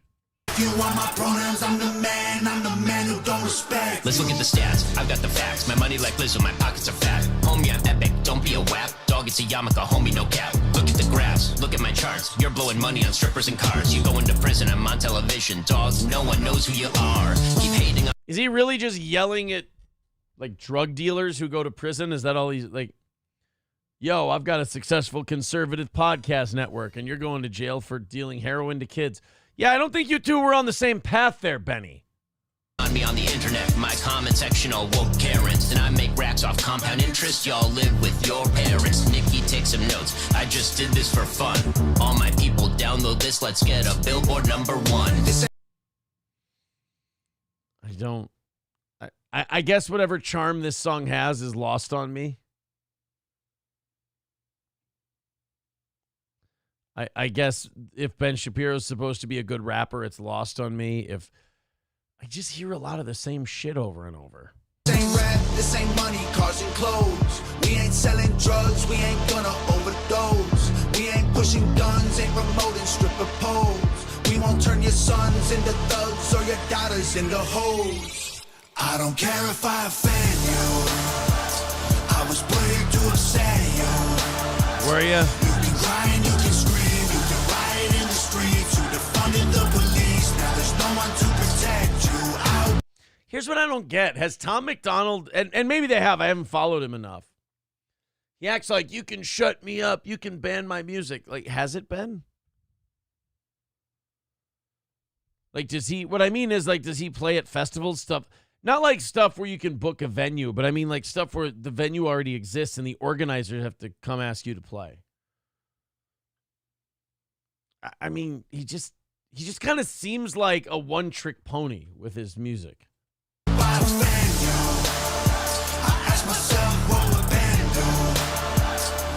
Let's just keep it real facts. Don't care how you feel, man. If you want my pronouns, I'm the man who don't respect you. You mad, you mad, you mad. I guess it's cool. Who's mad? This is what I don't get about these guys. They like create straw men in their songs and they're like, look at that straw man I just took down. Well, I hope you took him down. You built him. Clean up after yourself. You mad, you mad. You haven't said anything all song. You've just warned people that you're going to say something. And then there's no payoff because now you're just telling everybody they're mad. This song has quickly devolved into an internet chat room. Go to be the victim, well, I'ma be the man. You sad, you sad, you sad. You just try to get attention, being triggered's all you have. You mad, you mad, you mad. You blame everybody else for every problem that you can. You ever like had a conversation with a person that doesn't exist in your head, and then you realize, oh wait, that nobody thinks that way? That's what listening to him do music is like for me. I'm sitting here going, dude, nobody's around. I don't know what the fucking problem is. Sad, you sad, you sad. I will never say I'm sorry, I ain't taking nothing back. I don't. Well, that sounds kind of retarded. Like, ever? You're never going to tell anyone sorry? What if you really did screw up? You don't just knock them down. You got to slalom them. Don't care if I offend you. I was put here to upset you. Why does Ben Shapiro just have a shitty hoodie on and a crazy Jew gaze right into the camera? It's odd. You can cry and you can scream. You can riot in the streets. You defunded the police. Now there's no one to protect you. I hope I offend you. I ask myself what would Ben do.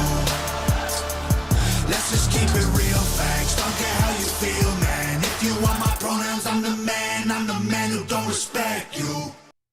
Who? I keep like every song of his is about the same person. And I still haven't met this person. Aaron's like, where's Suge Knight when you need him? Right? Like, what is this? I don't understand what this is. Yeah, I'm triggering the fuck out of you. You haven't said anything. All this Tom McDonald guy, and people love Tom McDonald. I get it. I'm swimming upstream here. But, like, all Tom McDonald does is talk about how he's triggering people, and people are upset, and they're soft, and everything like it. I've never heard him actually say something that would upset anyone. He always says how he's about to. He's like a rapper who never freestyles. He just sits there going, yeah, what? Yeah, what? Yeah, here we go. That's Tom McDonald's whole gimmick. When it comes to offending lefties, he's the, yeah, here we go, yeah, here we go, and that's a whole song. I'm going to upset you. What do you, okay, have at it. Go ahead. And also, I love how everybody in that world, like the Daily Wire and all that shit, They're like, lefties are so easy to trigger. Lefties are so easy to upset. Then why do you have to do 7 rap songs on it before you feel like you've kind of nailed it down? I don't understand. Sage with $5 says this was 2 years ago. All right. We're only, by the way, 135 away from this morning's goal. Thank you guys very much for your generosity. We'll catch up with the chat in just a minute. I just want to get this video. If Ben Shapiro could rap, part 2. All right. Okay, there's a Ben Shapiro style guy. He's got a bunch of security. Hey, where am I? Look at us. Where am I? And now Ben's gonna...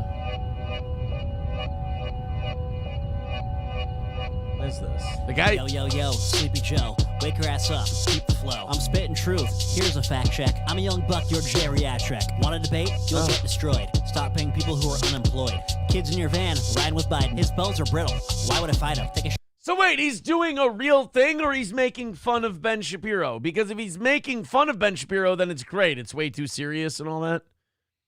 If he's like, yeah, I'm going to do a Ben Shapiro impression. I'm going to dig in and give it to the president. All right, good luck. gaffs again. He's talking funny, Jim Gaffigan. All that rambling and that stammering, but you still played Bernie like a mandolin.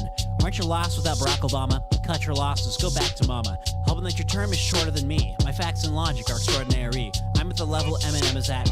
I'm a rap god, you're just a Democrat. Have you ever listened to my podcast? No, you're too busy sniffing girls as you walk past.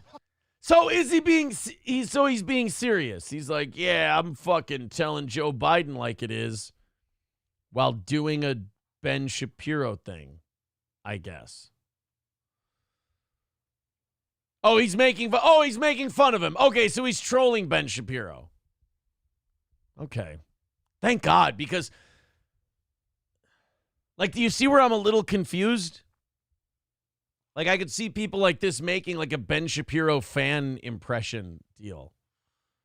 Toastmaster says this is better than Tom. Yeah, at least he's like borderline accusing Biden of being a pedo. That's kind of funny. Ben Shapiro and Tom McDonald are always like, we're going to get you. We're going to say something fucked up. Ready? There's two genders. And they're like, yeah, and? Hobo with $4.99 says you make northern Minnesota look like the highest point of the U.S. because your breasts are so perky in that shirt. Well done, nipple luscious. Thank you, sweetheart. I appreciate that. Aaron, I can never agree with your music taste, but I can agree with you this isn't good. Well, I don't think you have to be like Jimmy Iovine to listen to that Tom McDonald song and go, this is repetitive horseshit. But some people just buy it because it's not liberal. They buy it because it's not lefty shit. And it's like, no, buy it because it's good. Because if you buy shit just because it's right-wing trolly, then there's going to be more and more guys like that who are right-wing trolly, where wouldn't it be nice to just give it to someone who really needed it and they were super appreciative of it in the grocery store, like the bag of rice or whatever you had, and you were like, hey, I count that you have a bunch of kids with you. Here's some groceries. That's really nice. You don't ask for their number. You just do it. You do a nice thing for someone. That's kind of cool. Danny Rebel says, Aaron, they put you in jail in Canada for not using the right pronouns. That's true. That thing they did to Jordan Peterson is fucking insane, by the way. And they don't want to back down on that. They said that Jordan Peterson has to go to a re-education thing in order to reintegrate, I guess, into polite society. Now, he doesn't have to do that in the United States, so I think he's already flown here, or he's continuing. And he's going to be here because, yeah, fuck Canada and all the shit they've got going on. Thank you very much. Oh, my goodness, look at that. Jesse Lee Peterson with $100 says, beta. $100. Thank you very much, Jesse Lee. $35 away from knocking it out today and doing those 4 hours. John Domingo says, I'm all for right-wing trolling rap. It's no old man Irish rap. See, now, if you want funny, silly trolling rap, like, to me, that would be like the Northern Boys. That's fun. I like that. I'm not without fun. Right? Like, I'm not just being like an old man stick in the mud whose co-host didn't show up and now I feel a little iffy. I like fun, silly rap shit. I like the Northern, but give me what's my Northern Boys song that I really like? Nobody likes me. See, like, I like this, but these guys are getting somewhere. Tom McDonald is just going, again, he's the what of like right-wing rap. Yeah, we gonna offend you, we gonna shock you. Okay. What are you gonna do? Yeah, we're gonna say there's only two genders. Like, wow, holy shit, you're a gym teacher. That's fucking cool, bro. See, now, like this is good trolly silly shit.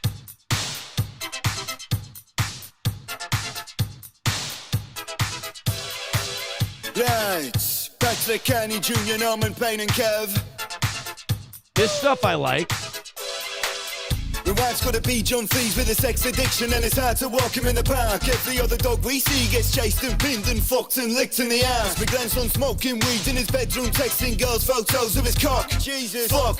If a dad comes round, then I'll smash his car with a rock. Big old balls that drag me down. You find me dancing around sexy town. Red light district pedaling around, and then I get mugged and my pants turn brown. Bachelor pad covered in spaff. Dorito crumbs all up in my bath. Flaking skin on my head. Sunburned flesh, let it shed. See, like, Tom McDonald could learn something from the Northern Boys. The Northern Boys are going somewhere. They're like, look, we're old, creepy fucks who want to talk about our old, creepy fuck life. And instead of just going, yeah, we about to be creepy as shit, yo. Yeah, we the real creeps. This guy's like, hey, I've got sunburned flesh flaking off my head inside my apartment while I sit in a bathtub with Dorito crumbs in it, jacking off everywhere. All right, it's in film, they tell you this is showing instead of telling. Tom McDonald, his message in his songs, he likes to tell what the message is. The Northern Boys, they show you. The one guy had a dog that has a sex addiction and it fucks everything in the park, and that's a trying time for them as a couple. It's about building relationships, these songs. Wake up Sunday, wife just punched me, said she's hungry, gotta go cook. Wi-Fi's broken, so I gotta watch my porn in the form of comic books. Brother, look, wank myself with a single finger, Captain Hook. Can I go smoke my pipe with a random man in a dark and weary nook? Bought a transgender man 2 pints, can I get lucky and fist him tonight? Cause stick my cock with a pink hair tie, not too tight, no, I don't wanna die. Used to have a dog, his name was Flat. So this guy's, see, the story goes, he's fisting a transgender man that he bought 2 beers, and he's getting some action. He's fisting an anus. I don't know what you get out of that other than the feeling of extreme dominance, but you know. Then he ran away, what a selfish bastard. Now I got a cat and his name is Patrick. PKJ got jealous and attacked it. When I say hi, I get shut down. When I'm outside, I get stressed out. When I got people around, I'm anxious. Nobody likes me, what the fuck now? When I say hi, I get shut down. When I'm outside, I get stressed out. When I got people around, I'm anxious. Nobody likes me, what the fuck now? Call me the neighbor's name when you fuck me. You ain't gotta kiss me, you ain't gotta hug me. Shit, I mean really, just do something. Please just touch me. I don't wanna go to my nephew's birthday. His friends play rugby, they might just hurt me. Last time they just kicked my shins and spat on me Christmas turkey. Hit another spliff and I feel alright. Then I hit another line, I convulse and fly. Rip out me heart left open wide. Jump on the back of me ex and pipe. I'm like hello, I'm like hi. Do you wanna back rub, do you wanna die? By the way, I see Norman Payne, the guy who's currently rapping in this song right now, and I see a lot of you in Norman Payne.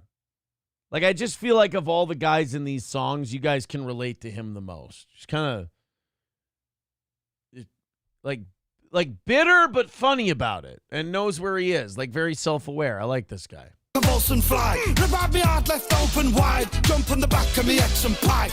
I'm like hello, I'm like hi. Do you wanna back rub, do you wanna die? Do you wanna catch chop? Do you wanna cry? Do you want a slice of the painful pie? Guy's got a best friend, her name's Sandy. She's got a husband, his name's Andy. I like to picture them when they fuck and imagine that her ass tastes sweet like candy. Who's got a camera? Wanna take a picture? Got a good shot of my best friend's sister. She's bent down with her hand on red rock hard in the middle of a game of Twister. I play the horns of death. A girl said hi, now I'm obsessed. Stick it in the wank bank, back to the nest, and it's candlelight, lay back and caress. I'm not alone, the voice in my head tells me I'm handsome and great in bed. When you got chocolate, who needs sex? I can just wank to a text instead. You know, see, there's a message in that song. And the message is very clear. They're fucked up.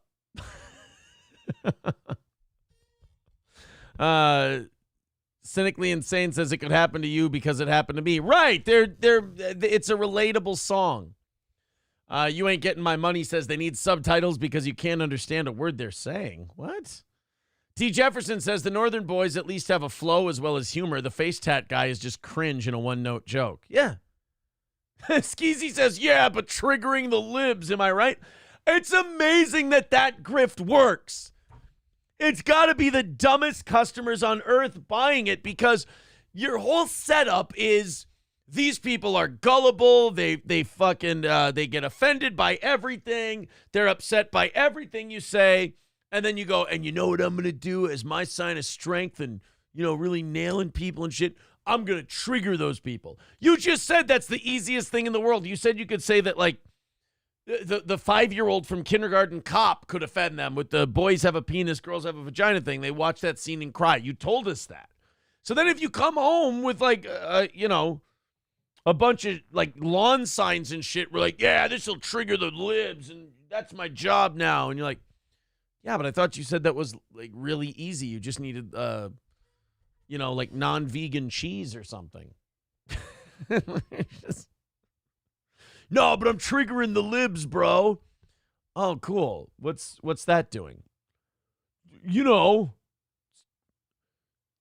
it's taking the country back. All right.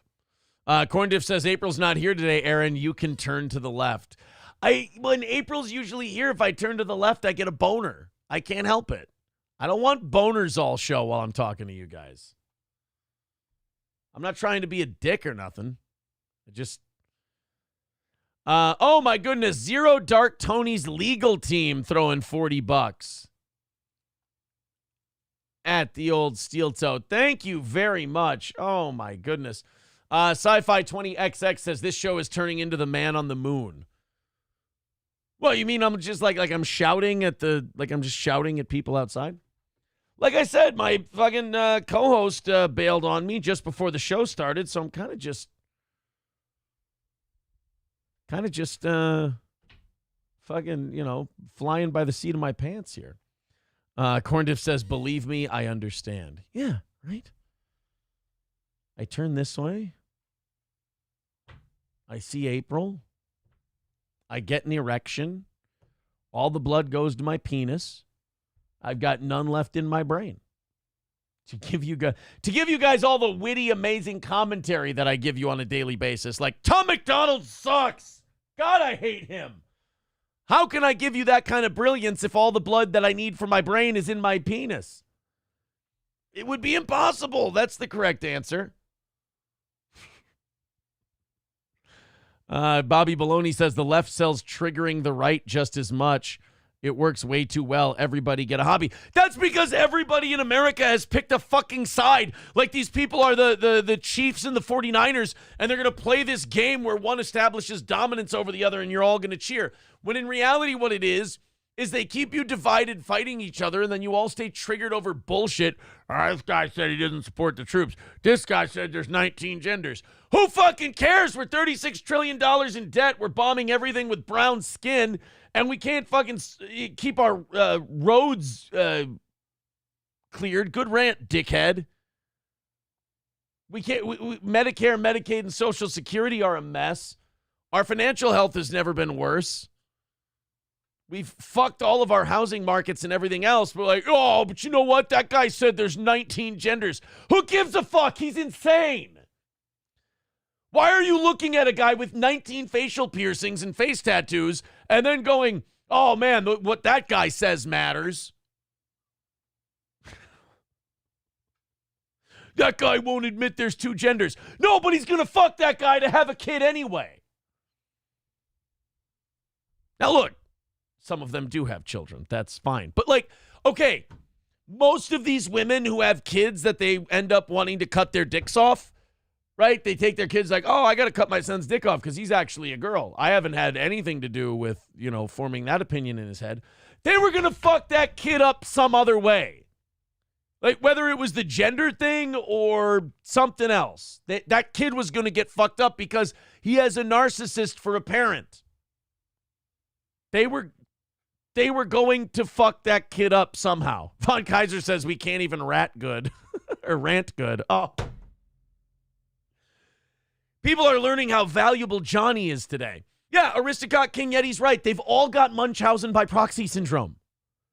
They're all going to use their kids to fuck them up so they can get more sympathy.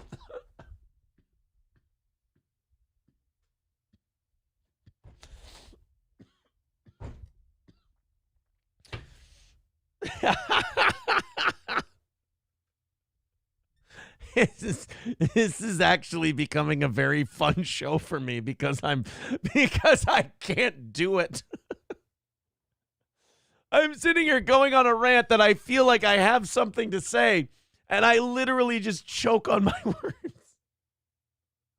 Oh, I got to get back on the radio before everybody finds out I'm useless.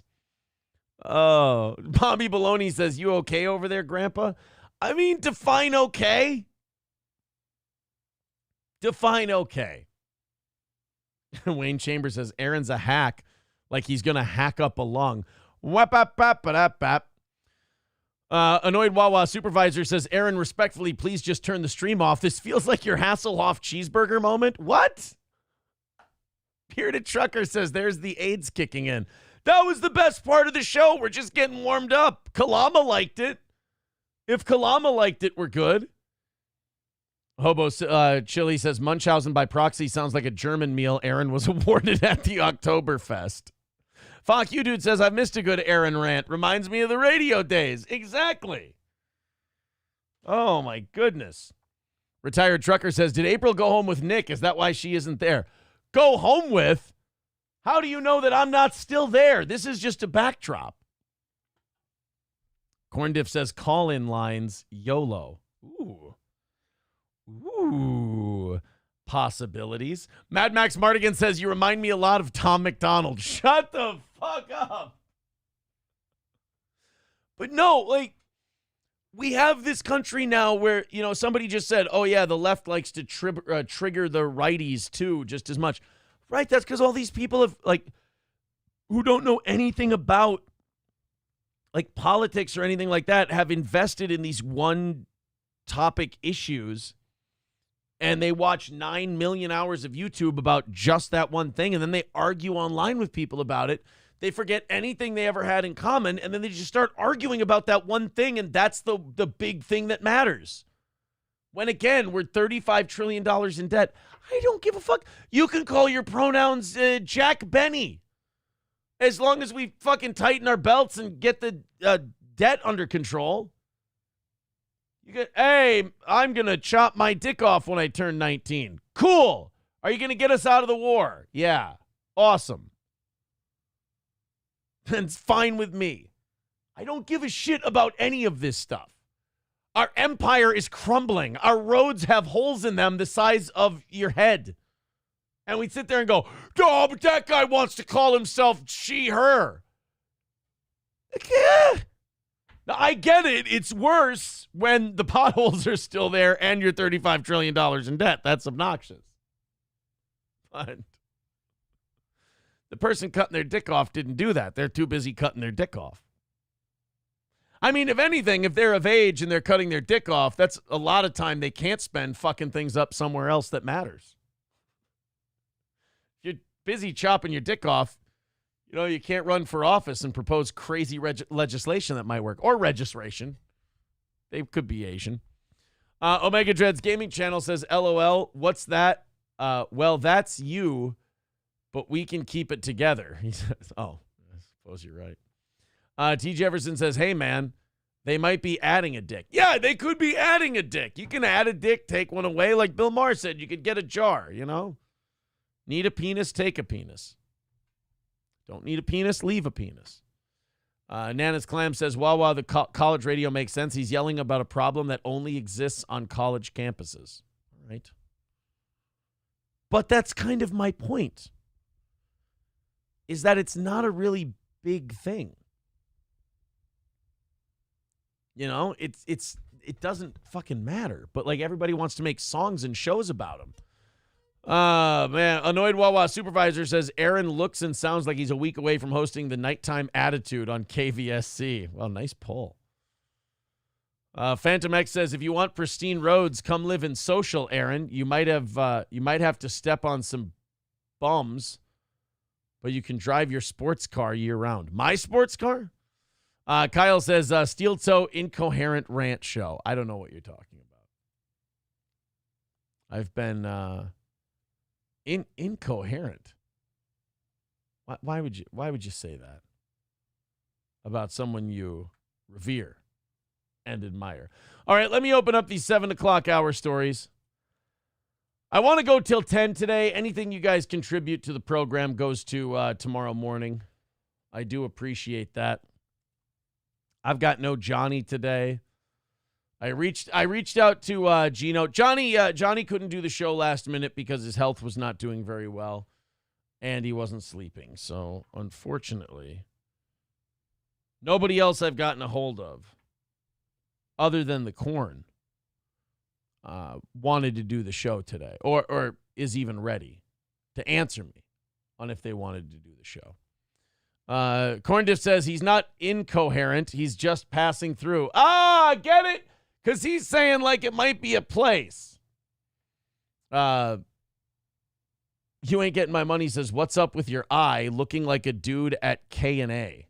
Wait a minute. Hold on. What's up with my eye? Do I? Hobo Chili says, Aaron, get your belly off the table and fix your posture. If we're going for 4 total hours, I want better total results from you. But look, my gut's not anywhere near the table. Kalama says, imagine having chop ya hog off on your bucket list. Yikes. David Chandler says, bring on the Corn. I said we would bring on the Corn, but he said the Corn's busy today. Unfortunately. So it's all just a big tease from the Corn guy. Did you see this? Oh, here's another thing that's going on that's probably a little more important than, if someone's keeping a dick or not. These CVS locations that keep closing, like these stores that keep shutting down, not because they couldn't turn a profit because sales were bad, but because people were just coming in with backpacks and looting the place because in the places where their stores are located, you can't call the cops and you can't have like armed security take people out. You can't, literally the law says you basically have to let them shoplift from you. Which the end result ends up being enough, the word gets out and enough people end up showing up at that location and they strip the place bare. Take a look at this CVS that's rumored to be closing down next month and what they've done to the shelves. They come in here the day and they steal everything. I just want a soda. I just want a drink. Look at that. They put some stuff in here, but they can't keep. Shampoo and toothpaste. The real big items. People do, though. They steal enough of that shit where it adds up. Can't keep shampoo on the shelves. It's like just totally and completely picked over everywhere. I just wanted a Coke. I did this guy. I just wanted a Coke. I came in here and I got fucking depressed. Wait a minute, though. You're just coming in now and getting depressed? You understand you live in Washington, D.C. You don't get this feeling on a daily fucking basis? Wow. Talk about old head in the clouds guy. Jeez, look at the razors. Crazy. Can't even keep the candy at the front.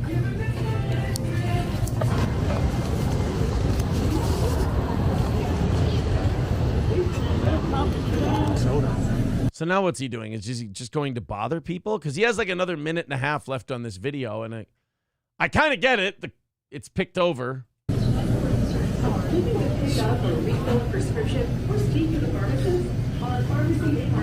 Kids riding their bikes in the store. Yeah. So there's the evening news crew. I don't really understand. And then they opened up a bunch of like shopping areas around here. But what's happened, and this is, now we'll see it on the other side of the street. These street vendors have been paying kids to go to the CVS and steal stuff. Okay, that's kind of funny. So these shitbag asshole street vendors are paying teenagers a cut to go steal shit out of the big department stores so they can sell them at their little sidewalk tables. Oh, what pieces of shit. I have a hair straightener for $10. That they then resell on the street at a discounted price.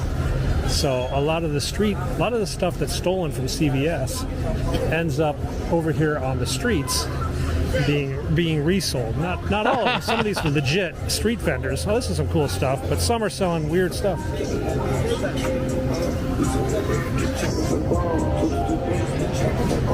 Notice once that guy got okay, this isn't all stolen from like Target and CVS. Look at this shit. How many times have you gone down and seen street vendors that have Tide Pods, Gain, and shampoo everywhere? Oh, yes, no, I get all this from a wholesaler. But is this guy going to say something in front of all the black guys? Because he's been awful quiet around these black dudes ever since he got to this part of the block. There you can see the Tide and the shampoo. Hey. Anyway, it's a neighborhood in transition, to say the least. No, buddy, the transition is over. It kind of happened while you were asleep, and then it just kind of took over from there. God. I don't know, man. Like, places like, I don't know, Portland and, well, God, why can't I think? Portland and Seattle and LA and shit like that. I don't know if there is any turning it around at this point. I mean, you have to, the people who are still there, they like it. The people who live in those places, those are the ones left that enjoy it there. They think it's good. So you have to convince those people that it sucks first, that it's unfixable and rock bottom second, and then they can start fixing it. But a lot of people are just deciding to move. They're finished. And then people are saying, oh, well, why don't some of these guys that fight against this shit go live in those places? Oh, great. So now you're going to make them live in Portland just because they happen to have a fucking brain in their head? Corndiff says complacency rules there. I mean, yeah. I mean, they tie their own hands behind their back. Like homelessness in these homeless camps and the shoplifting and all that stuff, that is a fixable problem if you just let people defend their property. Period. End of story. That's it. The only thing is, like, in order to get these Chicago targets and stuff and these DC targets back to shoe level, there's going to have to be armed guards, like a platoon just going row to row, aisle to aisle, make sure there's no riffraff in there. Hobo Chili says, I've got a full plate, carrier, nods, and something binary on my battle rifle. Let's just get on with the Civil War. Well, like, Chicago's trying to start it, right? Texas, I'm sorry. Texas is trying to kick off a civil war. They want to patrol the border. The federal government said absolutely not. And they said, oh, yeah, fucking watch me. And they're going to, they're going to test the federal government because the federal government has a Supreme Court ruling. So they can either enforce the ruling, and then that could get ugly, or they could not enforce the ruling, and then everyone will think they look like pussies, which ultimately I don't think they care because they haven't cared what we've thought about them a lot. Like, they didn't care what we thought about them during COVID, and they were doing all kinds of terrible shit. So when pundits go like, oh, so-and-so doesn't want the voters to think this about them, I'm like, I don't think they care. Soon there will be video of people complaining about having to drive 30 to 45 minutes to rob a CVS to get supplies for their street market, says Patrick Bay. Do you know how hard it is to be a street vendor these days? I have to drive 35 minutes to the nearest Target store to get my quote-unquote discount items. Hobo Chili says, Yeti, great. Now I'm on a list because Aaron said war instead of using code name. Oh. Sorry. Aristocrat King Yeti says Texas wouldn't be doing this if Biden enforced the laws we have now. Yeah, like if he would have enforced the immigration laws we had, Texas would never even need to bother with this shit. But again, like what I keep saying with all this is, alas, here we are. I'm going to take the first pee break of the show. And I'm going to give you guys something you'll like.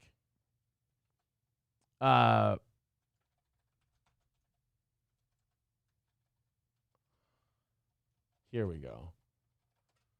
Here you go. I'm going to play this one for you. I'm going to go to the bathroom real quick. And then we're going to get on with it and do some other things. Oh, yeah. I'm going to watch this 85-year-old who hit their second hole-in-one and just get mad. That's what today's show is. Aaron doesn't have a co-host. He's flying by the seat of his pants. We've already knocked out goals and everything for today. Aaron's just going to get... How about we lean into curmudgeonliness? Does that sound good? Over 700 of you here at the moment. I'd like you all to hit like on whatever platform you're watching. Put us on the front page. Share the show. Let people know that Aaron's slowly losing his mind today. I'm going to play this for you, and then I'm going to, as I said, relieve myself. Gay sex. Oh, gay sex. Whoa. You can't just start with the words gay sex on my stream. I'm already fighting a reputation. All right, here you go.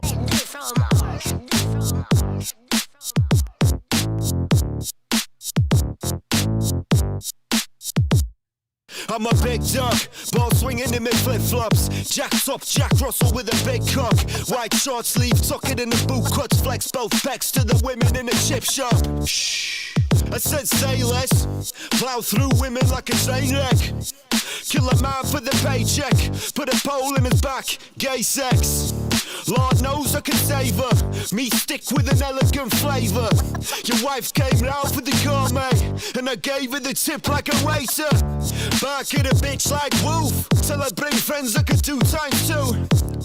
And we could do it on Zoom. Give her PK juice in my Lonsdale shoes. Now fuck you and your fat mother. She could use a tree for a back scrubber. I could make her half from a back blubber. Sail to the long lost worlds on her back, brother. And you're a virgin. You've never had sex with a person. You've only had sex with your right hand. We both know that ain't right, man. That, and I'm hot shit. Flyer than a pilot in a cockpit. Your nana's got a neck like an ostrich. I tell her come go on this PK cock, bitch. Working on the co-host situation here. Johnny canceled just before the show. And there we go. All right. Welcome, everybody. If you're just joining us, yeah, Johnny, just before the show started, said he wasn't going to make it in. Someone says, did you even wash your hands? They're still wet. I try to get in here so quickly. I don't even dry my hands properly for you guys. I pee. I wash really quick. I come back to you.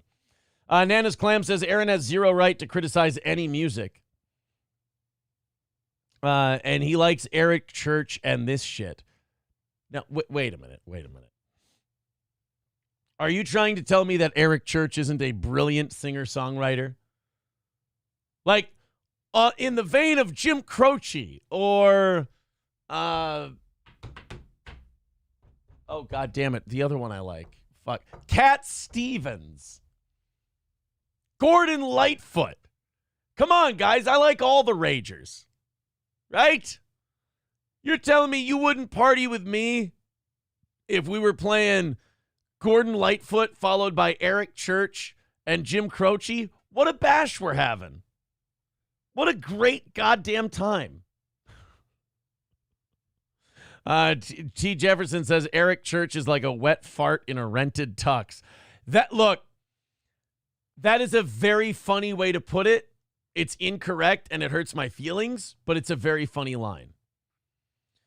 I'm a Flamingo says at least he let you know and didn't call no show. No. Johnny's fine. I have no problem with Johnny. Like, Johnny legit has a reason to call in at the 0 hour and not be able to do the show. I totally get that. Hobo Chili says, I don't want civil war. I want a separation non-violently. In civil war, nobody's going to win. Plus, it weakens us. Yeah, but how do we split the country? I don't want to go north-south because I'm going to end up with, like, California and New York and all of that shit. Can we, like, split by state? Like, each county gets to pick who they're with?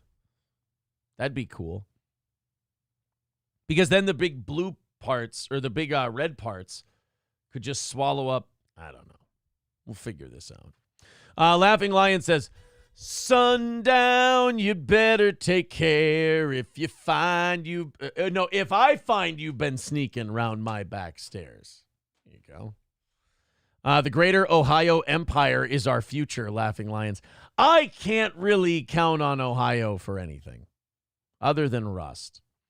Hobo Chili says, I'm sorry, I like to laugh with everybody else and make everything a joke, but you have a different perspective when you've actually been overseas. Oh, I'm positive you do. Absolutely. I bet you have a perspective that none of us could understand at all. But I don't know. I don't really like. There's such a deep chasm between like the belief systems in this country in some places that it doesn't seem like it can hold together, if that makes sense. KF Sage with $4.99 throws us something on Instagram. Let's take a look. Oh, Frankie! He chased after me. Oh my God! It's a gorilla. He's chasing after me. Oh my God! That's Frankie being chased by a gorilla. Got to admit, that's a pretty good impression, right? All right, let's continue on. I have to hate this person. Usually people really like this kind of shit. It's one of those feel-good human interest pieces. But for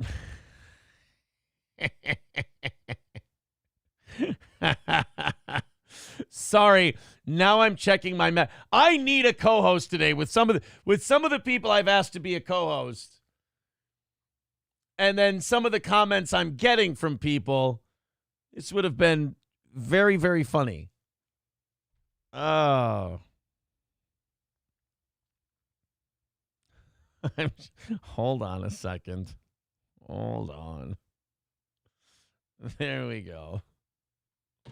Fucking hell. Why can't Gino wake up and be with me? Sorry.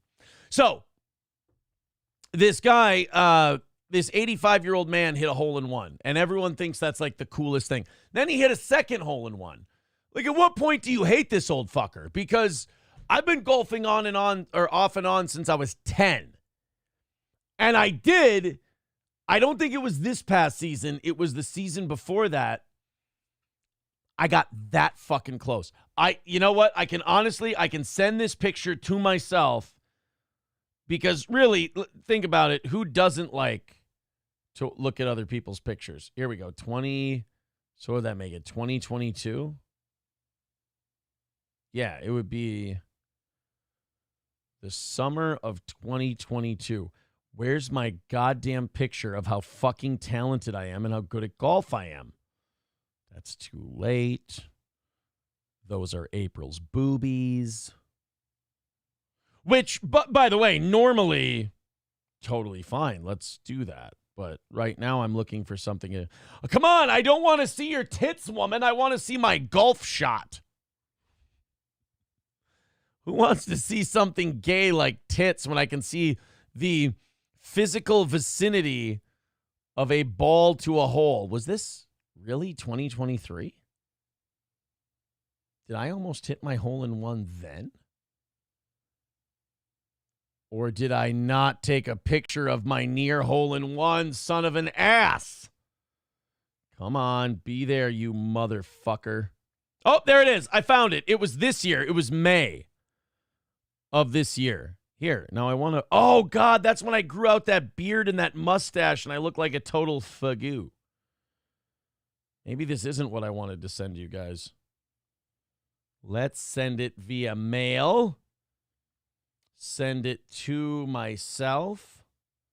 And call the subject header gay. There we go. There we go. Now we'll go in there and we'll get it. Then we'll do the story about the old man getting the two holesy ones. All right, here we go. Here's the gay picture. I know I say this a lot on this program, but give me the gay picture. Here we go. Look at how fucking close that was. That was a damn fine shot. And look at that horrible mustache, though. That mustache needed to go. I like my sunglasses. I don't wear my sunglasses enough. I like that hat. I like those sunglasses. The mustache makes me look like a creep. But that's how fucking close I got to that hole-in-one. That's like the length of the putter head away. That can be measured in inches. Oh, that's the closest I've ever gotten by far to a hole-in-one. Fucking criminal. And you know what the worst part is? Knowing you'll never do it again. That's as close as you'll get the rest of your life. Because how many people actually hit a hole-in-one? And for this 85-year-old fuck to do it twice, that really annoys me. All right, let's listen to this cocky asshole talk about it. No, go ahead. No, it isn't a glitch. It's 85-year-old Ted Crocker living a bit of deja vu. You look up the statistics, and they're all over the place. 1 in every 8,000. Most people... That's I will give him this. That's a good-looking 85-year-old. Not that I'm trying to fuck him or anything, but unless he can teach me how to hit a hole-in-one. I mean, I understand that there's a price you've got to pay. Including professional golfers, rarely ever hit a hole-in-one. Crocker has the unique distinction of hitting two. Now here's where the story gets serendipitous. Crocker hit his first hole-in-one January 15th, 2001. Oh, gee, that was on the 11th hole, 120-yard par 3. You could see it go in. That's always... And he's Northeastern trash? It's a 125-yard par 3. Oh, this guy doesn't deserve his good fortune. I do hate him. It's always fun when you watch it go in. 23 years later, he hits his second hole-in-one. Wait for it. January 15th, 2024. That's a good one. 6th hole, 170 yards. Bill Wobekin was there when Crocker hit his second astonishing hole-in-one. I'm watching it go, and all of a sudden, boom, and it hits the pin. And I said, I think that went in. Either went in or went way over the green. And when we got up there, it was in the hole. Crocker says hitting hole-in-ones is not the reason he plays the game. Oh, really? Oh, okay. Well, God, I thought that was the whole point. Oh, you know what? You know what? That's even worse when you're being humble about it. Like, yeah, sure, I've hit a hole-in-one. 2, but who's counting? But that's not why I play the game. It's for the love of nature. Shut up. Though it is a bit of icing on the cake. He says rather he has a good round or not, he keeps things in perspective. But it's fun. No matter what, it's fun. In Hobe Sound, Todd Wilson, WPTV News Channel. God, that guy got an easy payday, huh? Just go out and talk to an old man about his golf game. Pretty straightforward story. Yeah, Not Fred says, wow, I'm glad this is on the news. Right? I mean, it's okay. You got to give him this, though. Like, you can't bitch like, oh, the news is always negative. The news is always bad shit. And then they put something like that on. You go, oh, I'm glad this is news. I think that's why there's all bad shit, is because whenever there's something good, we go, gay, boo, fuck that guy. Wow, Aaron, you have the leg definition of a senior citizen, says Hobo Chili Recipe. I didn't think we were going to talk about that. I thought we would focus more on the story, I would thought. These Monday shows when there's no ROTC the night before are rough, says Critically Insane. Fuck you. Hobo Chili says, I would rather that reporter come to you and give you an interview about your Golden Corral game. Thank you. I appreciate that, Hobo. I suppose it wouldn't help to inform him that I've never been to a Golden Corral. I didn't think he cared. So below the streets of Modesto, California, apparently they found giant homeless encampments underneath the streets. Like, they're finding furniture and TVs and a bunch of other shit. Like, these people are building the, what do you call them? Like, Las Vegas. I don't know if you've ever seen this. We'll watch this after this news story. In Las Vegas, there's, I think they call them the mole people, or is that New York where the mole people live? They get, like, electricity, and they live in underground caves and all kinds of other shit. Here's what's happening in Modesto, California. And to be honest, if the homeless want to go underground and be shitty there, I'm fine with it. I actually think that's a really great compromise because we now don't have to pay to house you, and you're out of sight, out of mind, which is ultimately what a lot of us want. Go, lady. If you're going to be on the news, you got to be able to be mean. She's not being mean. Look, I don't want to say the thing that's going to hurt their feelings. Do it. It's your fucking job. Nope, she's not doing it. Look at this. Trying to get this fucking broad to yammer on about the... Here we go. Of homeless stories in the past, but have never seen such elaborate infrastructure for encampments. It starts with these makeshift steps that lead about 20 feet down below to where these caves are hidden. You can't even see them from up above, and that's likely why they went undetected for so long. Okay, good. Leave them. Don't touch them. Let them live down there. In fact, tell all the homeless people about the underground caves and just let them live in those. Instead of having them fucking around above the ground. Dude, matter of fact, keeping the homeless underground sounds like exactly where we'd like them to be. Like little land urchins, you know? They've got people throwing away puke-filled couches. They got people that have a bunch of shit they don't want anymore. Put that shit underground and let the homeless live on it. Hidden homeless caves tucked along the Tuolumne River in Modesto. These are basically stairs that they made to get down to the dwelling.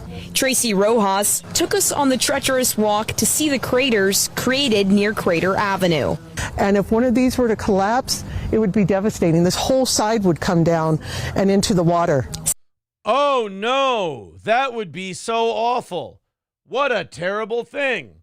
I sure do hope that it doesn't happen. Now, in the meantime, all of you homeless people, get in the structurally unsound cave right now. You're going to love it. You can stay up as late as you want. Nobody hassles you. Shoot heroin. Eat all kinds of stuff. Go bananas. Steal from each other, which you'll probably do. 7,600 pounds of trash. That's how much was cleared out by volunteer groups and police over the weekend. So this was fully furnished? Yes. There was bedding, there was little things up on the mantle, lack of a better word, mantle. The mantle. It's a fucked up slab of concrete that kind of formed a jutted out little stand for stuff. Food items, drugs, guns. We had a hard time figuring out how they got so much stuff down in there, considering how hard it was. It's always harder to get it up the hill and get it out. Chris Guptill was one of these volunteers who says they found 8 caves in total, but it wasn't the group's first time down here. And we really don't have a known solution to deal with it. In November 2022, CBS 13 took a tour of the cleared out caves. Nowhere near as elaborate as they are now. You can see the hooks. So they've been working on them. This sounds like a win-win for everybody. Like, they're working on their caves. They're in there with their little headlamps chiseling away. Sure, there's a chance that it could all collapse in on itself, but they know the risks. So, like, we don't have to see the homeless people above ground. They live underground like moles, which works awesome. And then once in a while, sure, you got to fish one of them out of there. All right. but I feel like this is a workable solution. On the wall where they had bottles and things like that hanging down. Painted pictures and even a makeshift fireplace. This was someone's home. What do you think? You know what I love is when someone says makeshift fireplace. I bet you that doesn't get all smoky and fire hazardy at all. Needs to be done to stop this from happening? Well, I think we need more emphasis on the homeless. I mean, they're at the point where you can see, Tori, that they're desperate. Really? They're living underground in caves and they have no home. I couldn't really figure out the desperate part. But they're like, oh, they want to leave and they want to, then fucking do it. Nobody looked at you and said, here's a chisel, go make a cave dwelling. You could have went and played by the rules. You could have done things the right way. You chose not to. This is where you're at. Now dig, fucker. Asked Modesto police and the city what's being done to prevent people from coming back to cave camp. The response, they will continue to monitor the area and connect the homeless to services. It was already been proven that people are willing to dig those things out, so I don't think filling them back in with any material would work. The caves cleared for now, but the neighborhood near the river feeling no real sense of peace in this problem. It's a hazard for not only the homeless who live in there, but the people who are walking up here. I love when people like try to pretend they're being courteous to the homeless when they're like shitting on them and want them gone. I hate it when people do that gaslighty thing and pretend they're like trying to advocate for them. You don't catch me doing that. I just go, God, these people are fucking annoying and they make everything dirty and disgusting and drug addicted and gross. Can we fucking rouse them out, please? I hate it when people have a problem with homeless people being around and they go, and you know, for their own good, we should make sure that they're taken care of and that. Stop. Then why does your solution always include kicking them as far away from your house as possible? It's just, I'm sorry, just very two-faced. To be like, oh, we should definitely solve the homeless problem because, you know, I don't think they want to be here either. They seem fine. I know you wouldn't want to smell like diarrhea and live in your clothes for 3 weeks in a row, but it really honestly doesn't seem to get to them. Until they can literally, you know, until the homeless can like scratch the bugs in their hair. But even then, I think they're totally fine. They throw a little, they go into a bodega, they jack of water, they pour it in there, maggot gone. They're totally fine. Balls Deep says, in other news, the McRib is back. Oh no, they're going to come out of their caves.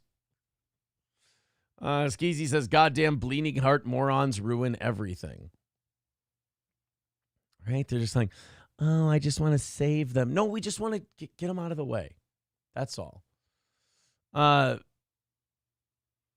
much? Sci-Fi says, how much is a Planet Fitness membership? Wait, is that what we're going to buy the homeless, or was that a fat joke? Because either way, quite frankly, I'm stumped.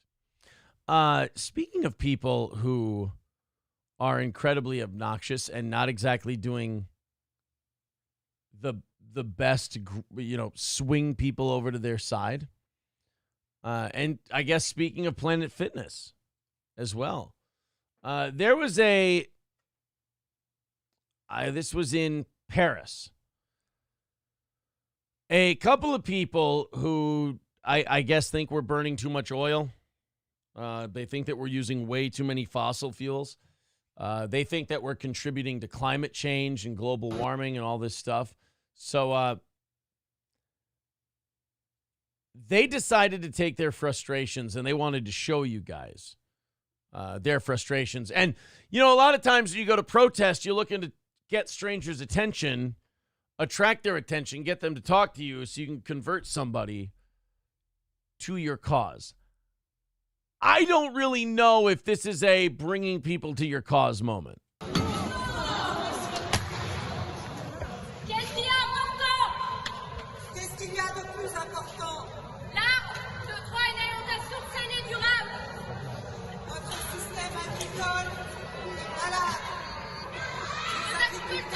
By the way, if you're wondering what that is, it's soup. They threw soup all over the Mona Lisa. Now, luckily, there's like a film. There's a protection over it, so like they can fix it. This is not the first time someone's thrown soup on the Mona Lisa. But this one and the super gluing yourself to the pavement on like a runway. Have you ever seen those where climate change activists will glue their hands to the cement of either a road or sometimes even a runway in the hopes of disrupting the whole thing? We need to get some kind of law passed that's like a 3 honk rule. Like if you don't get the fuck out of the way in 3 honks and a yell, it's open season. And that can go for like person or animal. It would work out.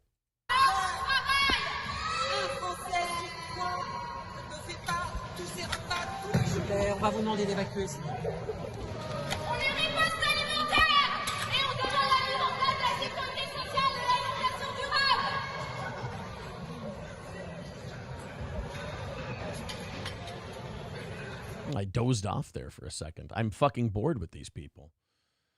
Oh, Jesus. It's their clout chasing 15 minutes. Yeah, and it's just like, what's the point? Okay, so now Kyle says, is hot soup allowed at the Steel Toe Comedy Show? Whatever would you mean? Why would you? But like, as far as like, the drama of it and the staging of it, like, okay, you've thrown soup on a priceless work of art. You know, you've desecrated this beautiful thing. Now, what's your fucking point? What do you want to do? What are the steps we can take to fix this other than just shouting at us? Because we've heard that one before. You don't have to throw any more soup. Save the soup. All of you climate change people are rail thin anyway. Eat the fucking soup and save your breath. We're heading for extinction. We're all going to die. Got it. What can we do to fix it? I need you to listen to me yell while I throw soup on Art. First of all, poor Art. Give the guy a break. Oh, I'm sorry. No, it's just, it would be different if they had something to say, if they got our attention and then kept that attention and earned that attention. Because they don't, and then they sit there and go, why aren't people listening to us? Why aren't people joining up to stop climate change? And then they assume it's because they're not making enough noise, and then they do even more stupid shit. They never understand that maybe the rainbow haircut color and the otherwise off-putting physical appearance and all the hemp clothing may not make people take them so seriously. Hobo Chili says, poor soup. Aaron, shed a tear. What a waste of food. SC Motorsport says, at least smash a watermelon on it. Use the Sledge-O-Matic. Yeah, do like a Gallagher bit. We'll all bring plastic sheeting to the art gallery. It'll be fun. I don't. You're not going to convince anyone. It's kind of like the people who block traffic for shit. All you're doing is making sure that in the middle of rush hour, all these people now hate your guts. That's it. Fos Allman says they got the idea from Willy Wonka's lickable wallpaper. Yeah. Kyle with a good point. Black Gallagher uses a 9mm. That's true. Black Gallagher's a little bit more of a G. I wanted to watch that thing about mole people. Oh, hey, look. Somebody actually clipped. Someone actually clipped our swing stream from last night. Wait a minute. If that's our members only stream, can they do that? I don't know. It was a good time, though. God, look at how pretty we look from the swing stream last night. We look like we were having a gay old time. I do still look a little chunky, though. God, I am a little bit of a chunk ass. We need to work on that. That's demoralizing, by the way, when you're down like 12, 13 pounds, and then you look at yourself and you go, boy, I'm still a doughy fuck. And then you're like, how about 10 more? And then you got to wonder, like, when's body dysmorphia kick in? And then you lose 10 more and maybe you do look good. And you go, nope, still a fat piece of shit. Hobo's sitting there going, you're not anywhere near that part. Why don't you fucking relax? But yeah, if you guys missed it, let's check out a little bit of the, sorry, I'm navigating very slowly. Let's check out a little bit of the members only stream from last night. This was a really fun one. Let's go check it out. There we go. Members only hot tub stream. I'm a member of the channel. You should have told them. All right. So, okay. So we were in there for 40 minutes. Now here's the deal. We were in there for 40 minutes. We were supposed to be in for 15. We went in for 40 minutes, and then I don't know if like the condensation from the hot tub or whatever ended up shutting my camera or shutting my phone off or what.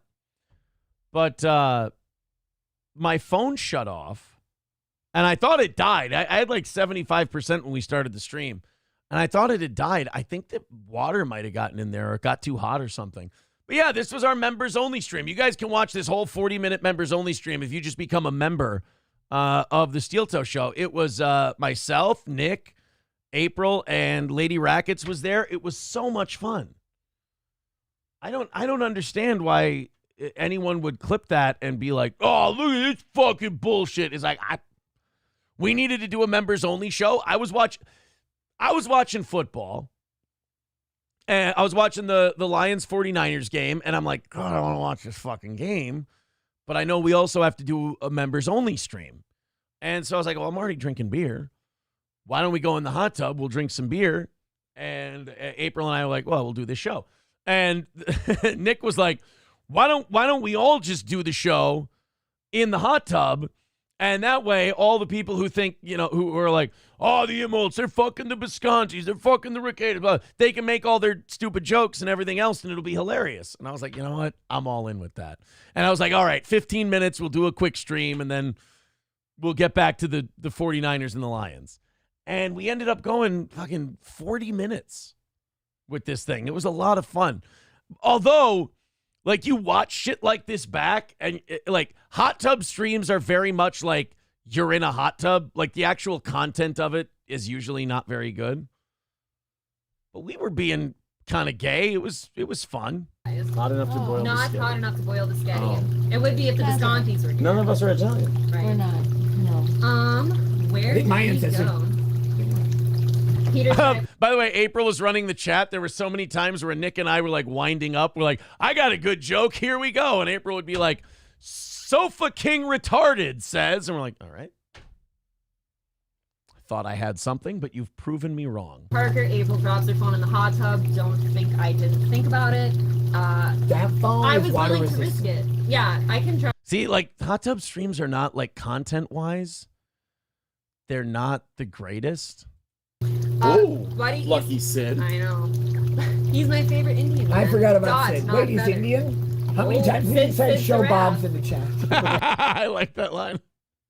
Show Bob's. No, but it's and then here, yeah, let's go to the end of it. It just kind of ended.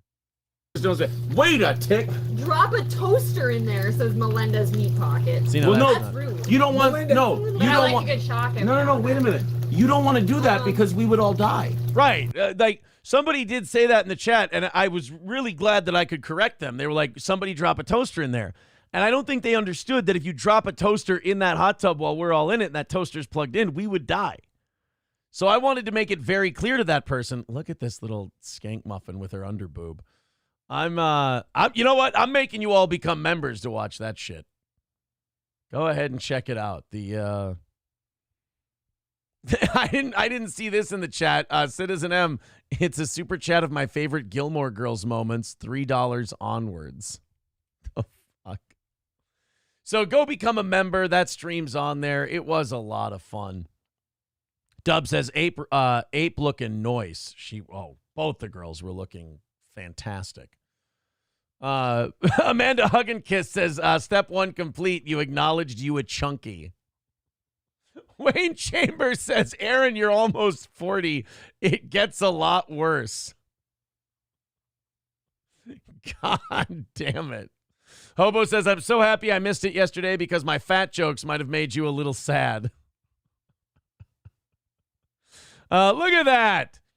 Kalama becoming a baby boot member, and now he can watch the hot tub stream. Thanks, buddy. Rick Bradley says you have to tone up. I know. I lean on like bag work and sparring at the gym. I call my training regiment the James Toney regiment.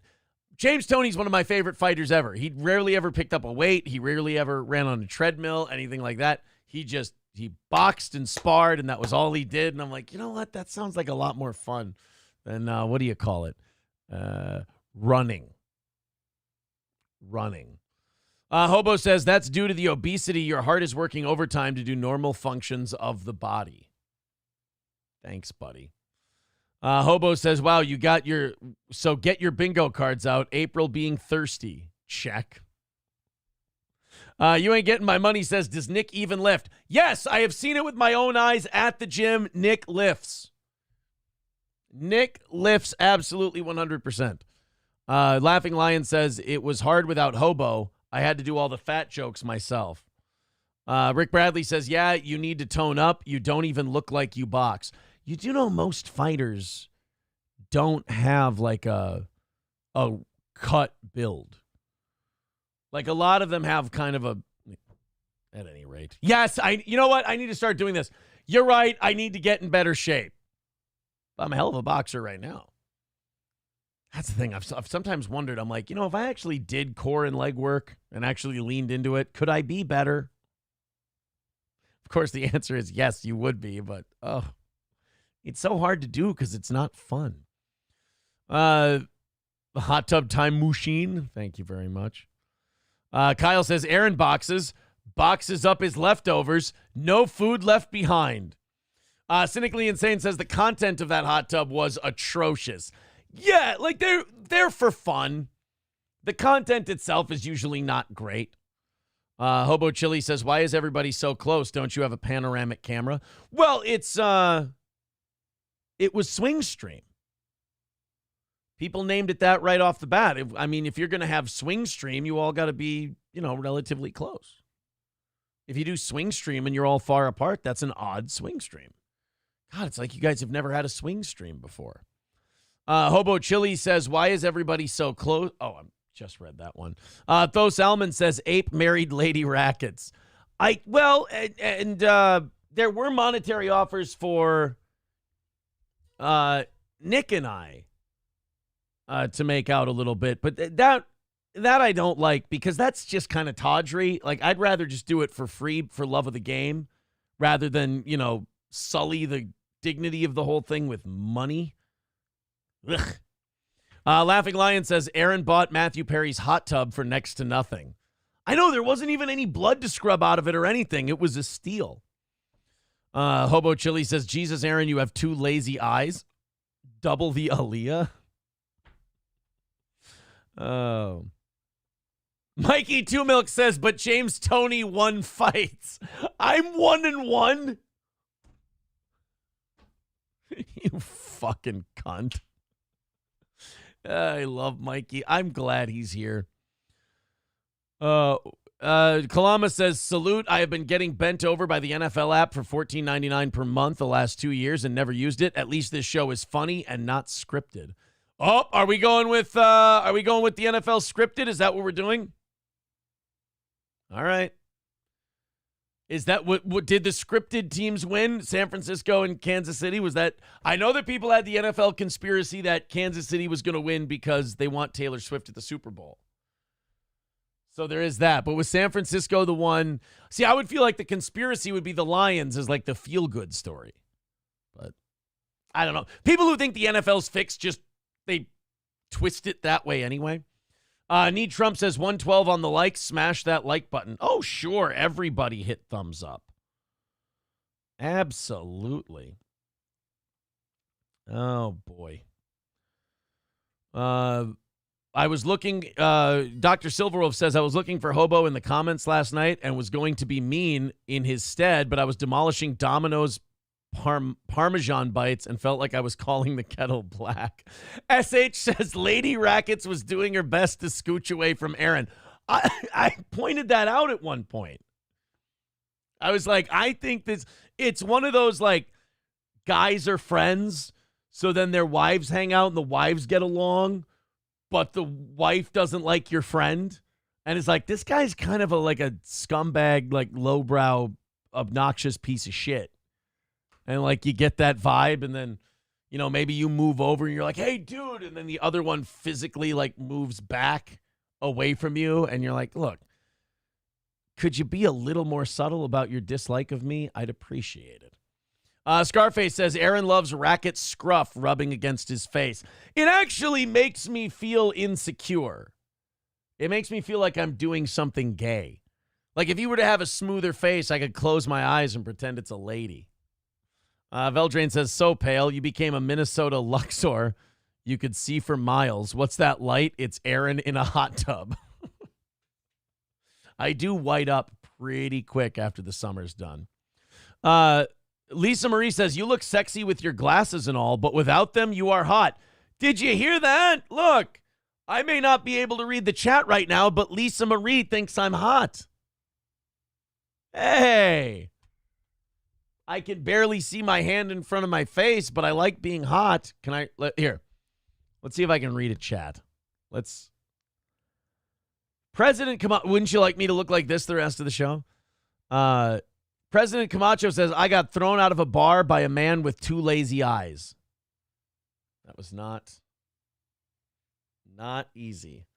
Dub says, in the 1980s, hot tubs on display at the store often had water and allowed customers to dip in to sample water, jets, etc. This allegedly led to fatalities due to unbalanced water. That would be fucking gross, wouldn't it? Oh, will Tom McDonald redo the Super Bowl shuffle? Oh, God, no. God, no. Hobo Chili says, every woman next to you always says to their significant other, move over, this guy is a creep. Carlos says, we're starting a steel-toe LASIK fund. Hobo says, or maybe it's because you take up 75% of the hot tub with your mass. They were among you in the tub. Oh, thanks, buddy. I appreciate that. I'm starting to think that not everybody thinks I'm as great as I think I am. Hey, did we have that Taylor Lorenz thing? I wanted that. I know it was from last week, but this might surprise you, but when I had Gino on, we never got around to that one.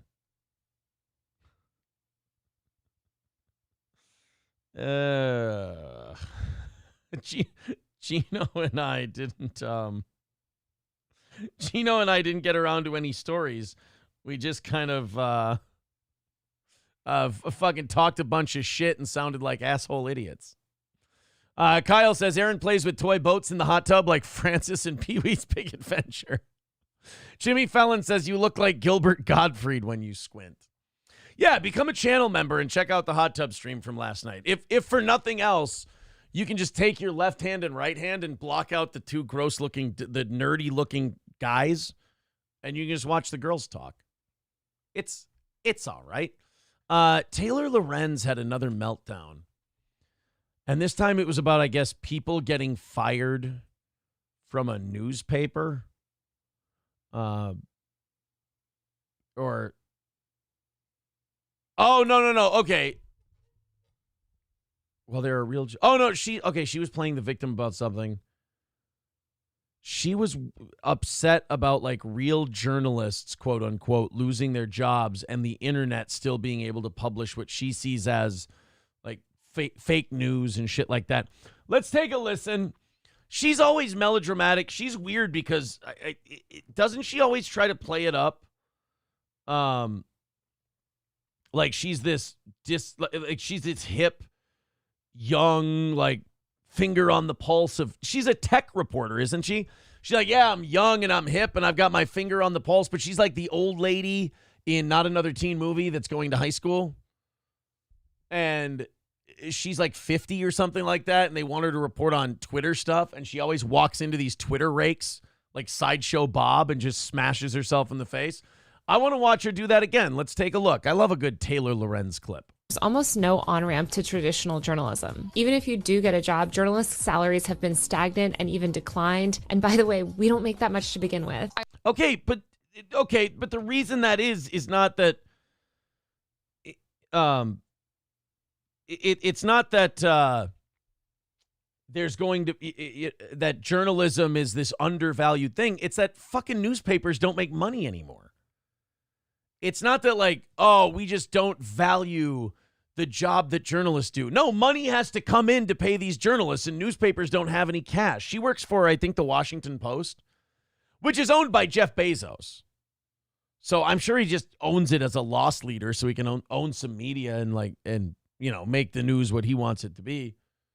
But like, oh, there's less salaries for journalists out there. It's like, well, if the journalists right now would put out a better product and draw a little bit more money, you could have more journalists. But you guys make shit, and then you wonder, like, the people responsible for journalism going in the toilet are trying to figure out why journalism's in the toilet, and they're never going to figure it out because they're looking up their own asshole, and they don't even know their head's up it. I also thought there was a lot of a victim mentality in Taylor's video, which you often see from Taylor. She really likes to play the victim. And I just think that it is such a slap in the face to... No, I want the full Taylor video. I don't want some girl talking about the Taylor video. Here's what I want. Los Angeles Times laid off 115 employees. They wiped out their entire DC bureau in an election year. They laid off pretty much all of their sports teams. They killed their entire tech and business section. They laid off breaking news writers, social media editors. The list goes on. Good. Maybe we'll get less like, oh my God, breaking news. A dog crossed the road. Maybe that would be nice. She's sitting there going, a lot of journalists lost their jobs. And I'm sitting here going, good, maybe this will be a correction. You know, maybe April's like, can I help? No, it's fine. I've got like an hour and a half left. I'll be okay.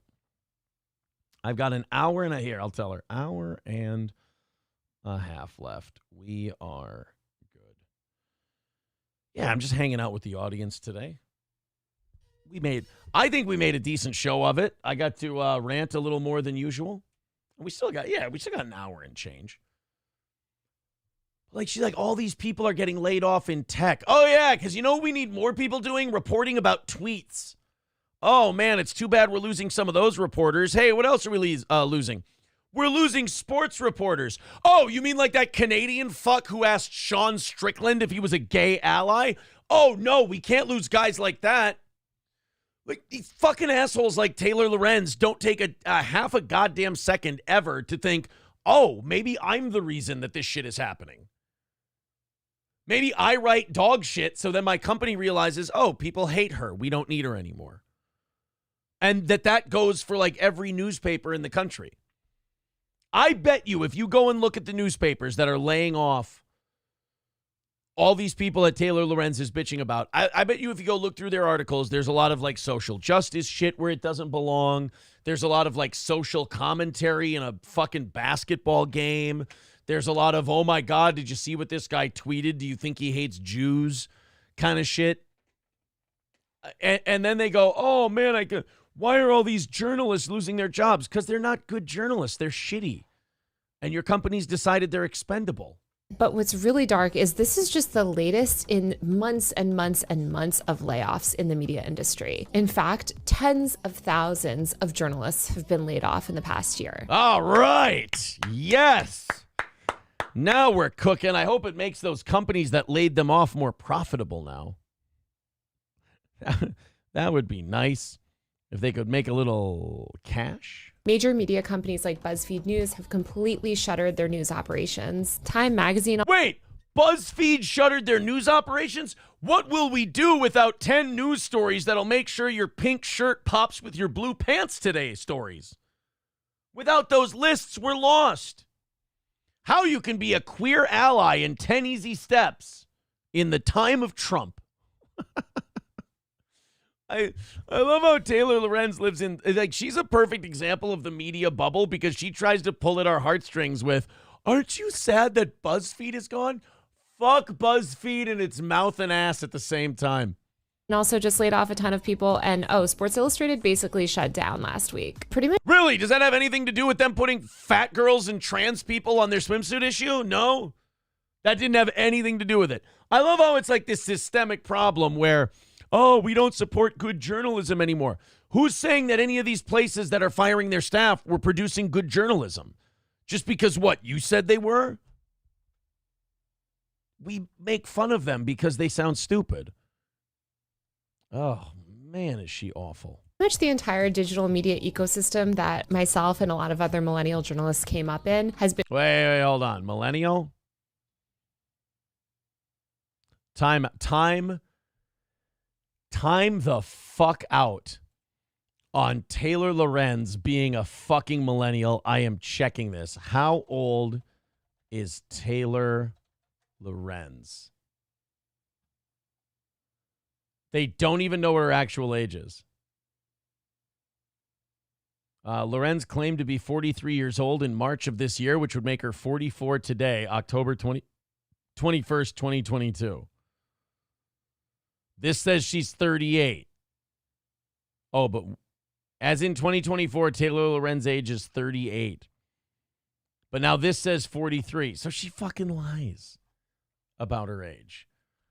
43 years old. What age are millennials? If she's 43, then she's 1 year outside of millennials. So she's a fucking Gen Xer, and she's sitting here doing the hello fellow kids bit.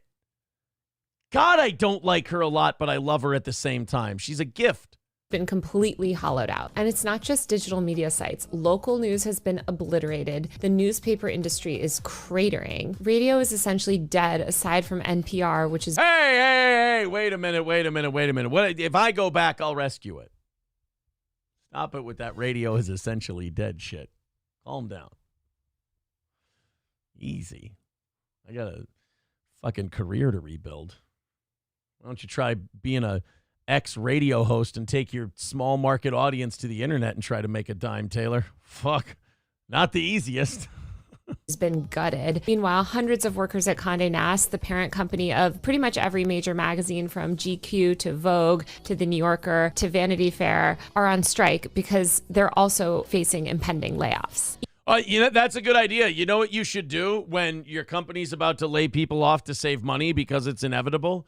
You should stop working so they can see if they can do without you. That's exactly what you should do. For some of you, it might work out. The company might go, oh, man, we really need Frank around. That was important work he did. But then they might also go, boy, we're really just running gangbusters right now without Cindy in that chair. I guess fucking fire Cindy while she's out there protesting. Even mainstream national media outlets owned by billionaires like the Washington Post, where I work, and the Atlantic, where I used to work, have done layoffs. If you're a young journalist today, there's almost no on-ramp to traditional journalism. But I don't get it. I thought that the economy was going great and everybody was happy and there were so many jobs being created and everything else. Why are things like information and news cratering and all these jobs being lost? I don't get it, Taylor. Even if you do get a job, journalists' salaries have been stagnant and even declined. And by the way, we don't make that much to begin with. I don't think people understand how bad the world would be without journalists. Oh, here we go. Real journalists, I agree. It would kind of suck if we didn't have people who didn't have an agenda and were just out looking for the story. If we didn't have people, those would be the world would be a shitty place. You are a hack who develops what her thought is and then spins everything to fit that preconceived notion that you have.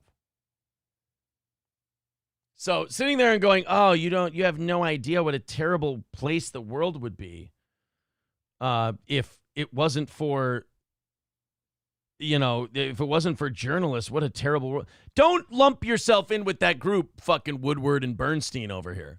And let me just preface this by saying, for people that don't know my background, I did not go to journalism school. I built my own audience. What? Does anyone have a feather they can knock me over with? Did you hear that? Taylor Lorenz didn't go to journalism school. Sacre bleu, no. You mean this self-obsessed douchebag didn't go to a school that taught you how to be non-objective? Or objective. Fair. Hey, Aaron should use words he doesn't know more often. It really works out great for him. You mean you weren't...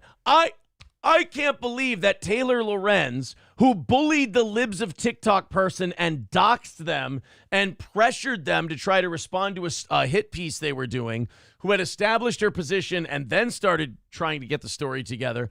I can't believe the person that did all that shit didn't go to journalism school. Could have fooled me.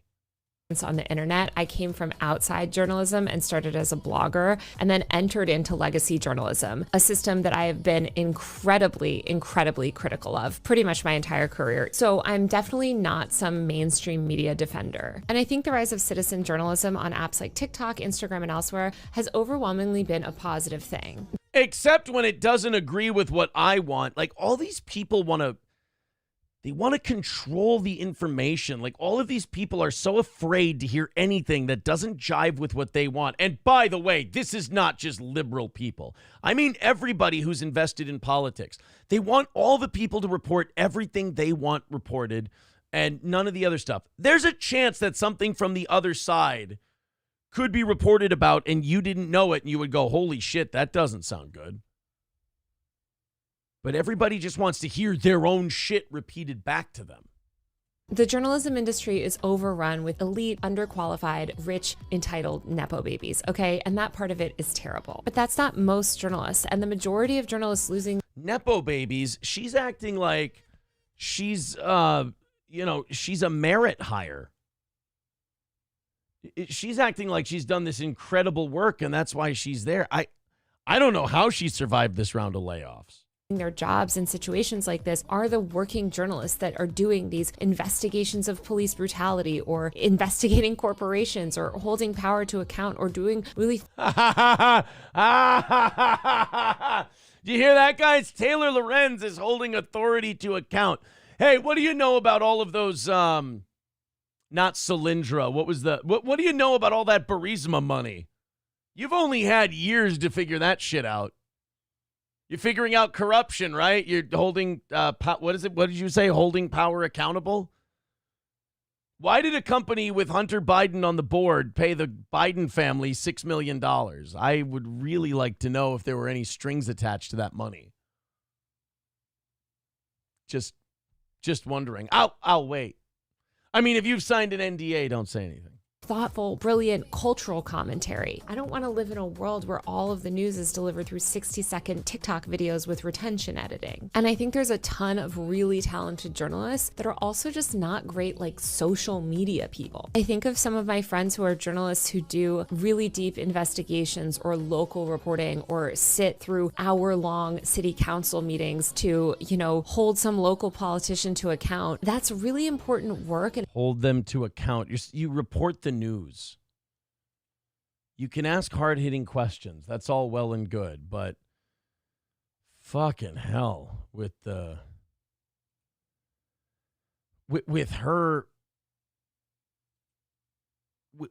whole fucking like, oh, us poor journalists and all of us journalists are having an attack of, we're under attack and we're not going to get enough already. Red Fox Mad with $4.99 says Friday's show was awesome. I laughed so hard. I love the gross content and Aaron being grossed out. Thank you, buddy. Appreciate that. Sid Saraf says the LA Times used to be several sections. Now it's scrawny like an Indian chicken. Yeah, and that's all newspapers. That's the way shit is now. Aristocrat King Yeti's. I'm sorry. They're talking to each other. Even the AI won't be as gay as BuzzFeed, says Egg Picker. Yeah. When she brought up BuzzFeed, is like, oh, aren't you guys sad that BuzzFeed is gone? I was like, wow, she really doesn't have her finger on the pulse. Aristocrat says even Bob Woodward was a naval intelligence CIA asset. Yeah, that was something I watched a while back that I didn't know until like 4 months ago.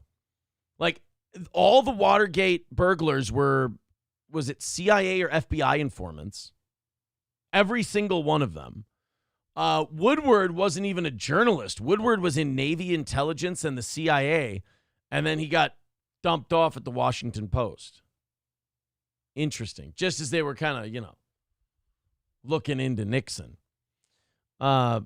Tho Salmon says, glad she found TikTok for her serious journalism. The desperation of the county is fun. I think she means country. Sid Saraf says, I'd do any famous woman. Dub says, Aaron Carter wanted Rihanna face tattooed over his entire face. Allegedly, the artist refused, but did a cheek instead. Okay.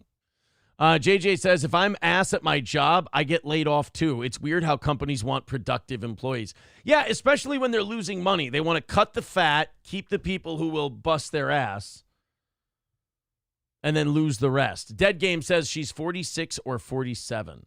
Okay. Yeah, so, like, doing that whole, like, oh, yeah, I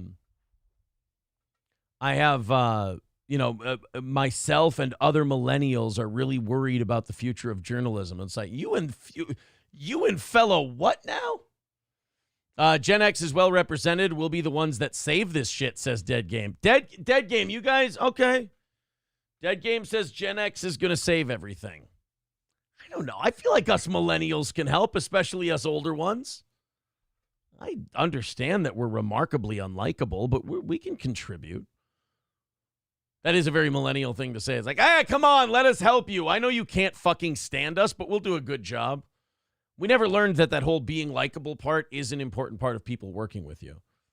Whoops.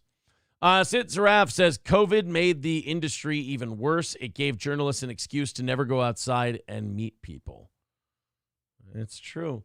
Hobo Chili says, no, see, she comes from a family of wealth who have major influence. Chaya Raichik isn't some hero of the conservative movement. She's a libertard too, says Dead Game. Yeah, I don't think that, what's her name? Libs of TikTok person. I don't think she's like, holy shit, she's amazing. She's incredible. She's like James O'Keefe. Like, I don't even think James O'Keefe is James O'Keefe, but like, she can be interesting every once in a while, but she definitely, when the whole trans drag show for kids thing popped off, she really kind of got a one-track mind on that one. Oh. Anyway, thank you, Dead Game, for that contribution. Sid Saraf says, I'm Gen X, and I think saving everything is played out. There you go. All right, guys, let's go. We got a little Rogan. We got an hour left. Mersh said on Twitter that I was panicking. Was I panicking earlier? Oh, man. Come watch Aaron Imholt. He's panicking. Wait, what? Panicking? Me? Now I'm going to put an emoji on there so I can be a total homo. There we go. Okie doke. Was I panicking earlier this morning at about 6:30? Maybe I was. Yeah, because Johnny wasn't going to be here, and I was like, fuck, I don't know if I wanted to do a show with Johnny tapping out. But here we are, an hour left. We're okie dokie. Laughing Lion says, I'm Gen X and think that the 21st century is far gayer than I expected. Well, you guys, weren't you guys like supposed to send us to Mars and like, I don't know, colonize shit and like I know you were supposed to get us jetpacks and you never did. Nice fucking work. I guess we can give you the internet. I think you pretty much made the internet go. So there is that part. Egg Picker says, now you're panicking about panicking. Yeah. Now Mersh has got me panicking about whether or not I was panicking. Dr. Silverwolf says you were distraught but not panicking. Thank you, buddy. Crab Slap Hammer said, you basically said, I'm going to leave early because I'm panicking alone. Oh, we ended up doing all right. SC Motorsport says, I remember when Johnny had to do an 18-hour show and wanted to quit. You dick. Joe Rogan bashes leftist cult for progressive policies destroying the country. Wow. I gotta play this clip. Who was he talking about? He had Bobby Lee on his show. And I don't know how you get talking to Bobby Lee about politics, because Bobby Lee seems like the kind of guy who, if you like mention a quasi-controversial political thing, he'll just sit there and go, no, I'm leaving. So I don't know how you get like deep into politics with Bobby Lee on your show, but I'm interested to see this. I like a good Joe Rogan rant. I know some people don't like Joe, and I think a lot of that is like the Nickelback effect. He got really, really popular, so then it became cool to not like him. I like Joe. I just can't watch every one of his episodes. Usually what I'll do is I'll watch a good clip. Like if someone's got a good clip of Joe Rogan, I'll check it out, but I can't. There's a lot of really good breadcrumbs in an episode of Rogan, but the whole loaf I'm not a big fan of. Oh, look at that. Aaron turning down a loaf. All right, let's go to Joe Rogan. Over time, this is what we're seeing. So over time, you and I, who used to be on the left, are now like, where's the left? Where are you guys? You guys are so far away. I can't even see you. You're out of your mind. You're fucking chopping dicks off and giving little kids hormone blockers.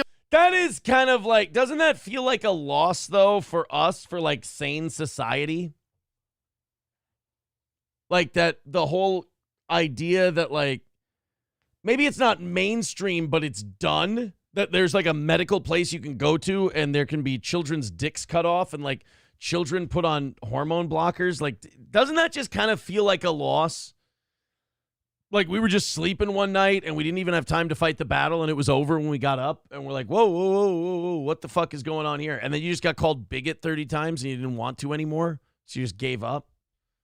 Shit is effective, I guess. Little kids, hormone blockers. You have no idea what the long-term consequences are. You're ignoring the health risks. You won't even talk about the health risks. You use things like gender-affirming care. What are you saying? What are you saying when you're talking about children? That is interesting that you can be like for higher taxes and more government spending and have like traditional kind of Keynesian liberal economic beliefs. But if you think that gender-affirming care for children is fucking bananas and shouldn't be allowed, then in their mind, that automatically makes you like a right-wing guy. Even though all of your positions line up left, if you break doctrine with this one thing, you're fucking out. That is great. And by the way, righties do that too. And nobody does it more than libertarians. I mean, they threaten to fight each other every fucking day. Why are you just accepting this? Because it's a noble thing to blurt out, so everybody goes, you're on the right team. That's what it is. It's not like, oh my God, what are we doing to kids? It's not like, oh my God, what are we doing to San Francisco? It's not like, oh my God, why are we letting these violent criminals out of jail? It's like, oh my God, why are we defunding the fucking police? What are you doing? You can't say any of those things. If you say any of those things, you're a Nazi. I love how Bobby Lee, like, basically his contribution is like to get out of Joe's way and just go, yeah, totally. And I like that. I like when guys just get out of the way and let a dude rant. Dead Game says there'll soon come a time when we're activated or going live look out when it's time. We cut our teeth on Red Dawn. Damn. Victor says it's called the economic reductionist smear and it killed Occupy. Oh. Okay. Okie doke. SH says they need to stop calling it top surgery and call it what it is, a double mastectomy while being done on a healthy body. Yeah, that's totally true. I mean, it is that is weird, right? I never thought about that they call it a double mastectomy. By the way, over 600 of you in here at the moment. Everybody hit like, hit subscribe. We do appreciate that.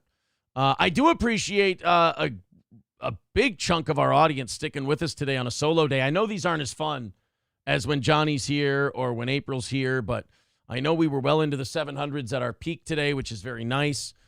Still high up in the 6s at the moment. So thank you guys very much for your support today. I do appreciate it. I have Hillary Clinton dancing the Macarena in Spain. Would you like to watch it? You can get mad at me and yell at me if you want to, but I do have Hillary Clinton doing the Macarena. Hey, wait a minute. Who knows? Maybe you'll like it. Maybe you'll think it's cute and endearing, and you'll start thinking that Hillary Clinton is totally awesome. Right? Maybe this will be the moment where you go, you know, this Hillary, she may be a neo-Nazi and she may be an imperialist slaughterer. But you know, I like her pep. Maybe you'll get there. All right. Probably not.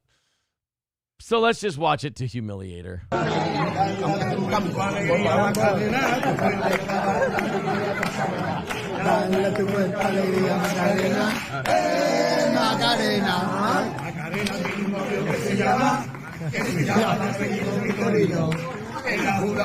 What the fuck are these geriatrics doing? Why are we like Ric Flair strutting in place? And how do you not? Unfortunately, I could do the Macarena from memory. It was the only thing white people were doing for a solid 6.5 months when I was a kid. And that was what, the late 90s? So 25, 30 years ago? Hillary was probably in her 40s. She should have been able to get this shit. I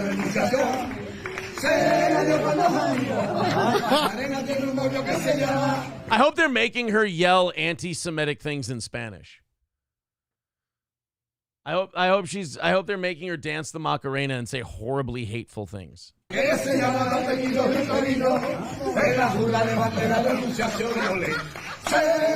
Come on, wave goodbye like it's Vince Foster's body. You've got this, Hillary. Come on.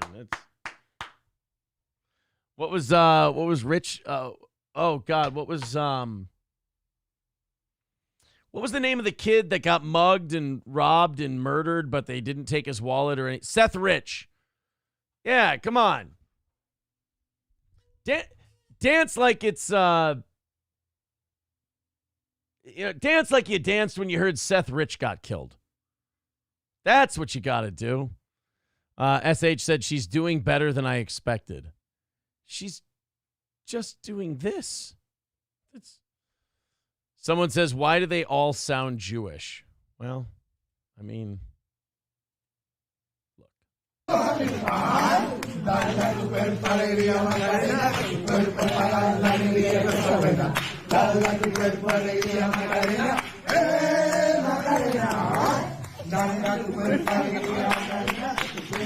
Hey, get the camera back on. Oh my God, they do all look. God, hobos. Was that hobo? He's got a great point. They all do look. It really does look like a party. Let's just say that culturally, I look like I belong at it. All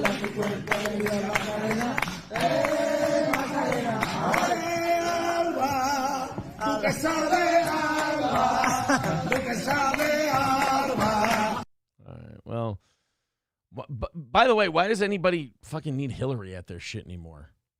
Can't they be done with her? Kilama says, when was the last time you think Bill cream-pied Hillary?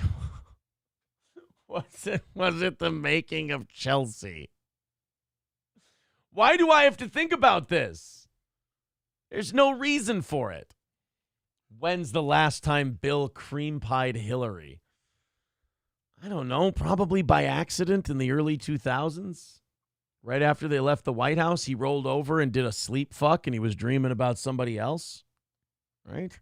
All right, let me play something real quick. Let me do the last bathroom trip of the day. And then after the last bathroom trip of the day, we got about an hour left here. Thank you guys very much for being incredibly supportive of this solo effort today. I do appreciate it. What should we play for you kids? How about some mole people shit? The mole people of Las Vegas. This is some wild shit. Here we go. Inside his amazing home in the tunnels beneath New York. You live in the tunnel? I live in the tunnel. Years ago, I explored the Freedom I'll be right back. An Amtrak train tunnel that runs under the West Side Highway in New York City. I came here looking for mole people, a name given to the homeless who live in the tunnels beneath the city. On my very first visit to the Freedom Tunnel, I met Carlos. How you doing? My name is Carlos. I'm a Christian. Carlos immigrated from Cuba when he was 21. I'm more American than Cuba, man. I'm 27 years here. You've been here 27? I'm 48. How did you get here? In the boat. Kiwis, 1980. Yeah? Carlos was friendly, but skeptical of me and my camera. I want to say the truth. You say right. I don't trust you because if you don't know me, you don't trust me too either because we cannot trust me. Gradually, I gained his trust. And he. By the way, I think I missed. I did miss the beginning of this. So this guy's a Rhodes Scholar, right? Disabused Rhodes Scholar. This actually does, like, the mole people stuff is pretty fascinating if you have time to I mean, we can deep dive in it now, I guess, but, like, the way they, like, the way they, like, get electronics and shit set up, the way, I mean, it really is, if you have low standards and you don't need much and you're remarkably antisocial and women aren't a priority, not a bad way to live cheap. He opened up quite a bit about his life in the tunnel. How long you been here? More than 2 years. You like living down here? Yeah, because I got everything that I need, you know. I got my place, everything's okay, the heat, everything, electrician. Nobody bothers you? No. They know that we here, you know. Do you have any trouble getting food down here? Or? No, God provides food. What do you do? Oh, God provides food. Okay. There's plenty of rats, you know, as long as you clean them. Food, like? A supermarket, they throw away food. Oh, yeah? Food, they expired the days, and some food, they damage, you know, broken, it's in good shape, so we take it. For food, I don't have to... See, like, that's... If everything's shit, this wouldn't be a terrible place to live, if that makes sense. If your life sucks a dick, this is an improvement. Worry. Eventually, Carlos showed me his home. You got the camera on? Yeah. Good. Yeah, so this is all just in the tunnels of Las Vegas, Nevada. They just go down there into the sewer system. Oh, wow. The motherfucker's got a computer in a manhole. How do you get down there? Got the stair. A ladder there. Yeah, dummy. Oh, yeah. I was astonished to find out Carlos's home was a sewer. What? He had an impressive setup, complete with computers, refrigerators, and a microwave. Look at that. Like, they just find shit that people throw away, and somehow they're able to hook up electricity down there. I was blown away by what I saw and eager to learn more about Carlos's living situation. Where are you getting that electricity from? Oh, from there, all the way in the back. Oh, yeah? Yeah. He had run a line down the tunnel and tapped into a power source. Nobody really knows you guys are down here, do they? The police know we 2 years here. Yeah, why would the cops want to fuck with them? They don't want those. If you've ever been on the Vegas Strip in the last few years, like, it's gotten pretty bad with homeless people, and, like, especially in the summer months. Why would you want to fuck with these guys? These guys are helping that problem. You know, these guys are minding their own business, living in the sewers and the tunnels and shit. You don't want to fuck with these guys. Keep them there. Don't scatter that hornet's nest. How did you find out about the spot in the tunnel here? My friend, he found this place more than 5 years ago. Carlos's friend, Brian, lived in the sewer next to his. You going out? At 5? Oh, see you later. He and his fucking sewer neighbor are just, you know, like, hey, what are you doing today? I don't know, Mike, go fishing. What are you up to? You know, not a lot. Probably just going to hang out at the supermarket, see if they're going to throw away some SpaghettiOs that get dented. All right, see you later, buddy. All right, take it easy, Frank. Yeah, make sure you shut my manhole cover door. I don't want any fresh air getting in here. I gotta lock this shit smell in. Look at how happy that fucking guy is. Where were you living before you lived here? Me? I was homeless for a long time, for many years. For many years, I used to live in the shelter. And the facility, you know, government facility, the shelter. It's a very bad place. Yeah, usually if anything's like government run, you're either getting beat up or molested, right? Prison, you're getting fucked in the ass. School, you're getting beat up. Homeless shelters, beat up and fucked in the ass, most likely. Most of the time against your will. So yeah, if you can pretty much ensure that if it's a government-run thing to quote-unquote help people, there will be blood or sodomy. Or both. It's called the jackpot. The church is very, very wicked place. So I think 8, 9 years, I don't know exactly. I get out from the church. What makes the shelter so wicked? You know, that's the thing about homeless people. They don't really tell time very well. Not a lot of motivational calendars down in the fucking sewer beds. Wicked, drug, fighting, wicked. Now, what originally led to you to be homeless? It's not easy for me to maintain my job, you know, to hold a job, you know. You could see Carlos's sadness as he talked about how he used to live. In contrast, he was proud of his new home. Anybody want to come over here, got to take the shoe out. Yeah, take your shoes off when you go into Carlos's sewer. He doesn't want you getting the fucking carpet all messy. I love this guy. I would hang out with him if it weren't for the fact that I'm pretty sure he's mentally ill and could mistake me for a dragon and try to stab me to death. Outside of that, I might actually have a drink with this guy.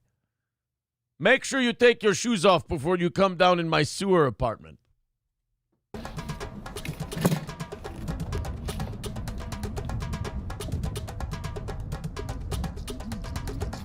Oh, this is garbage. You want me to hand you down some of this stuff, or? I put it there. Put it somewhere in the corner. I'm going to throw it away. This is. Oh, he's got to clean up his place. How sour is that milk? Oh, I just imagine if you opened it up, how bad it smelled. But thank God he took his shoes off. I mean, some of this other stuff, the keyboard, you want that? Yeah, give me the keyboard. Oh, he's got a new keyboard. How you like it? You like it? It's nice, man. It's cool as hell. Everything is from the garbage. I found it. You don't smell bad here, no? No, not at all. I mean, as opposed to what? Like, if you're sitting in a rail tunnel opening a manhole apartment, you go, it doesn't smell too bad down here, does it? It's like, yeah, well, I mean, no, but, like, it doesn't smell bad for what I thought a tunnel sewer was going to smell like. I never guessed that it used to be a sewer. I marveled at all the work and inventiveness Carlos put in to create comfort for his home. Something that most of us take for granted, like water, was a daily chore for him. See how much work I gotta do here? Yeah. Where do you get the water from? Oh, from the pump, I told you. Yeah, retard. I'm sorry, homeless sewer guy. Where do you get your water from? From the pump, you fucking dipshit. Oh, I'm sorry. Yeah, you're right. I'm out of line. I mean, it seemed like a reasonable question to ask the sewer dweller where you get your water from. The pump, dipshit. I helped him bring his belongings into his place as he shared more about his life in the tunnel. I gotta bring the computer. You hold me with the computer? Yeah. Put his ass to work, Carlos. I got it printing too. So now he's got a computer and a printer. Between that and his bed, that's going to take up all of his space, though. But I need one cable for the printer. Ah, damn it! Isn't that the way what kind it of goes? cable you need? Can I show you the printer, the back? Yeah, sure. You know, Let me see. I might have one. This is the print. And the back. This one here? Uh-huh. I visited Carlos a number of times and brought an extra printer cable I had at home on my next visit. Oh yeah, fix it. Look, nice. Fix it. The cable fixed it. Yeah, I thought that was the right one. Yeah. Square. I cannot do it today, nothing, because today is the Lord's day, you know. Right. You got to thank the Lord for all your blessings in it. I get it. I'm not going to do too much today because it's the Lord's day and he's blessed me with my sewer hole, so I need to honor him. Oh. Yeah, see, Eaton Clam says, nice crib. President Camacho, for $1,400 a month, that ain't bad. Yeah, that's about a studio apartment, right? Honestly, if you're living in the shelters, though, that's way better. He has running water every time it rains, says Aristocock. Eaton Clam says a little Febreze and an Entenmann's cake, and he's ready to entertain guests. Sarah says Sarah, I don't know what the fuck you're talking about. Are you fighting with someone, or what the hell is the deal? Dead Game says Chinese live like this in a maze of compartments stacked and packed. Yeah, Eaton Clam says, damn, he's got art on the walls too. Well, yeah, he's a cultured homeless guy. Sarah says shelters aren't safe. Not at all. Not at all. Bigot on socialist media says, does he have a shitter? Yes, over there in the bathroom. Just like with the pump, you're a fucking idiot for asking. That's going to be us in 2 years if Biden stays president, says Zio Gold. Oh, no. You know what? Now all of a sudden, Carlos ain't so funny, is he? Oh. It's not nearly as fun now. Hobo Flexible says, but how are the rat burgers? Can you eat a rat burger and be fine if you, clean the rat? If you clean the rat or rats, I don't know how much you need to get a burger. But if you live down there and you cleaned the rats like you do any other meat that you butcher, would you be able to eat it without any problems, or would the stuff that the rat ate be in the meat even when you cook it and you could get sick or fucked up?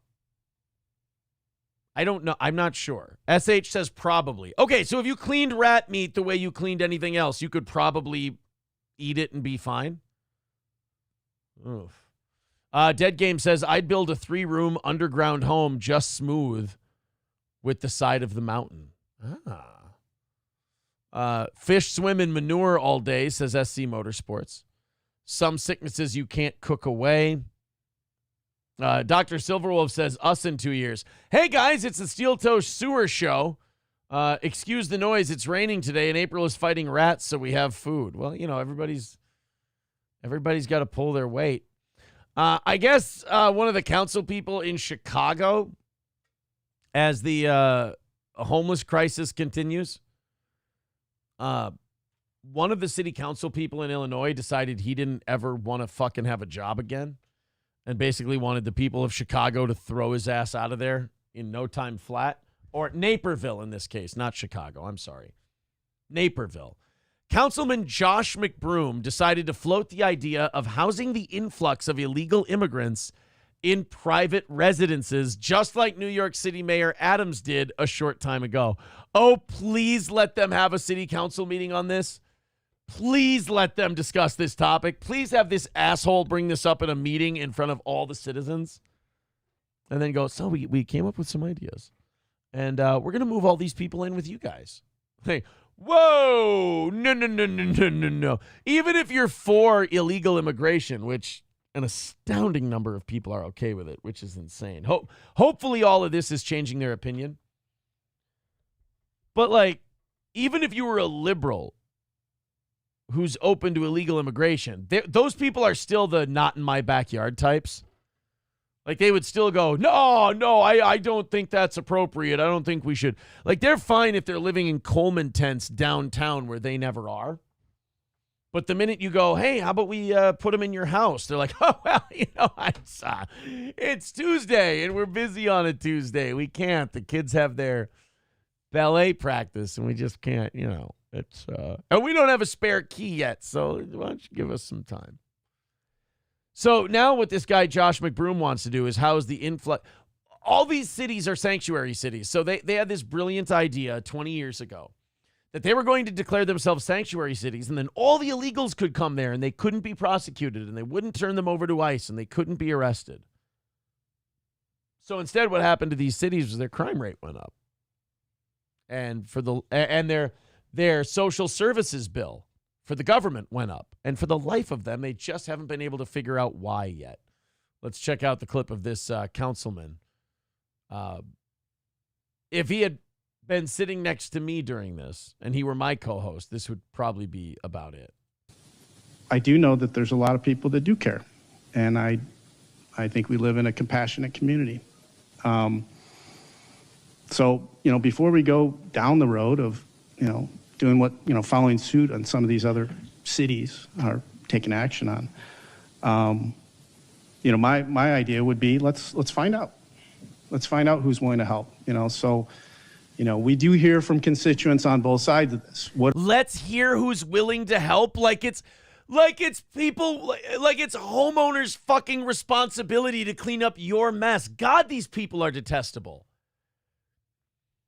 You guys make yourself a sanctuary city. You think it's this great, smart, fun idea. You fuck it up. Texas and Florida have had it with you and go, here, have a taste of what we go through every day. You guys shit the bed, and now you want the people who own homes and have to, maintain the equity in their houses and take care of their neighborhoods and all that. You want them to have to pick up the tab for this?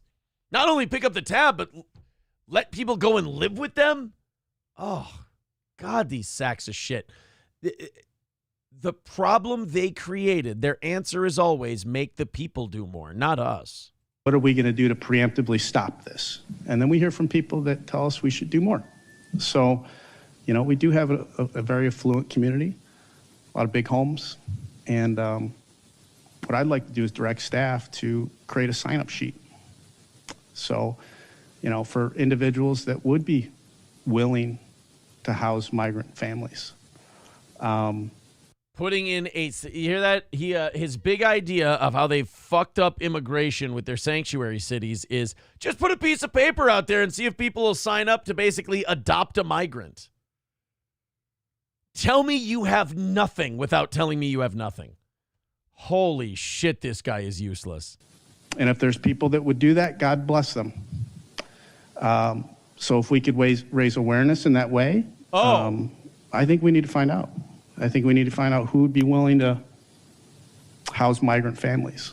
And so that would be my new business. I'd be looking. God. The nerve of these people to take their problem that they've thrust upon everyone and try to make them fix it. Just a dick. Naperville is going to be called Enville soon, says Eaton Clams. I don't get it. I don't understand. I don't know what you mean. Yeah, I agree with Eaton Clams 100%. He can start with his house. When all these people propose like, oh, why don't private citizens take migrants in? Are you going to do it? And then that person will go, blah, blah, well, I need the, so the answer is no, you're not doing it. Okay. So the rest of us should do it, but you're good because, you have to be a fearless leader and all that. SH says, I took this as he was making a point about the people who made the laws not willing to step up. Maybe. Oh, yeah, Dead Game says he's being a wise ass. Oh, okay. Well, oh, my God, that guy is an R. He's being sarcastic. Oh, well, then fuck me. No, he's awesome then. I'm sorry. You guys really made me look like a dick. This is what happens when I don't have Johnny. So that guy's a Republican, and he's being sarcastic. So wait a minute. No, did I get... I know I fucked up on that one, but did not the B get fucking taken on that one too? Because I took that story from Not the B, and they were kind of reporting that one like this guy was like really wanted this. I'm trying to find it here. The Naperville court story. Oh, here it is. Illinois City Council member floats the idea of housing illegal immigrants in private residences. No, when I first heard about McBroom's proposal, I thought he was trolling because he starts out the discussion sounding very conservative. No taxpayer dollars will be used to house migrants. But then he goes off the compassionate rails and starts talking about passing around a sign-up sheet for people to house the migrants on their own dime. Now it's important to note that Naperville is ridiculously wealthy. Oh, yeah, so he is fucking up. He is fucking around. Wait a minute. No, not the B. I'm sorry. I'm just reading this. Not the B is reporting this like this guy's being serious. But I think you guys are right. I think he is fucking around. Not the B thinks he's not fucking around. Oh, that's odd. Usually those guys are pretty good at picking that stuff up. Awkward. Naperville is basically Chicago's Sartell, more conservatives and suburban for reference, says Carlos Camejo. Okay. Dead Game says he was on Fox explaining. Okay, good. Here, let's see if we can find him.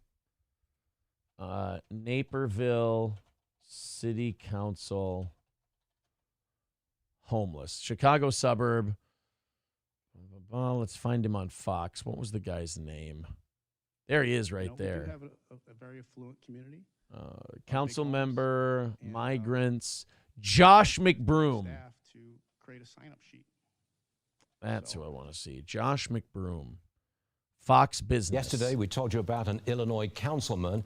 He's calling on wealthy residents to open up their homes to house migrants. The councilman from Naperville is Josh McBroom, and he joins me now. Has anyone taken you up on the proposal? It's interesting. Thanks for having me on. You guys called it. He was being cunty. Oh, now I really like this guy. That's awesome. That's fucking great, because that just exposes the thing we were already talking about. How many of these people are just not in my backyard types? Oh, yeah, we should absolutely be a sanctuary city, and we should house migrants and stuff like that. All right, you want to sign up? Oh, well, The funniest one I've ever heard is they were doing this about Muslim refugees, like taking in male 18 to 24 Muslim refugees from like Somalia or whatever. And they were asking a bunch of like liberal protesters at one of these meetings about, this was early on in Trump's administration where they thought he was going to make Muslims illegal or whatever fucking crazy fever dream they had. And somebody went around with a piece of paper and a pen and was like, hey, we were wondering if you would sign up to house some of the, not migrants, refugees. Would you like to house one of the male refugees? And the fucking racist answers that these otherwise progressive liberal people gave was hilarious. It was like, no, I can't. My girlfriend's 22 and, I don't want anything bad to happen to her. And it's like, oh, so these guys just all raped then, huh? And he's like, well, no, it's just in their country. Okay. Okay. So you're not this super good guy we thought you were when you actually had to invest something into it. Cool. Stuart, it's interesting. Since I made the proposal, I haven't had a single person call me and say, hey, Josh, where's the list? Is the list ready? Can I sign up for the list? I'd like to house some non-U.S. citizens in my house. Hasn't happened. Did you expect people to come forward and be generous, as most Americans are? Did you expect it? Okay. This is where we're going to find out how long he wants to troll, because obviously the answer is no, I didn't think anybody would fucking sign up. They're all a bunch of phonies. Let's see if he really thought some people were going to sign up for this. Stuart, it was a little tongue-in-cheek. Maybe my deadpan delivery was a little too good. Was I being a little provocative? Yes, but it's an... I love that his answer to the question of, did anybody sign up on the sheet? And the guy's like, look, I got to come clean with you, Stuart. I was being a cunt. I wasn't really serious about any of this shit. I was fucking around. I don't know what to tell you. This question, and it's not just about, I live in Naperville, 30 miles outside of Chicago, wonderful town. We're always ranked, top in the country to raise a family. But aren't we seeing this in blue suburbs all over the country, where in my town, we voted for Biden by 20 percentage points. And or at least of the votes that were counted. And the extra votes, of course. And you can drive around town and you actually see the homes that advertise. They advertise with these signs in their in their yards that say no human is illegal and love is love and compassion.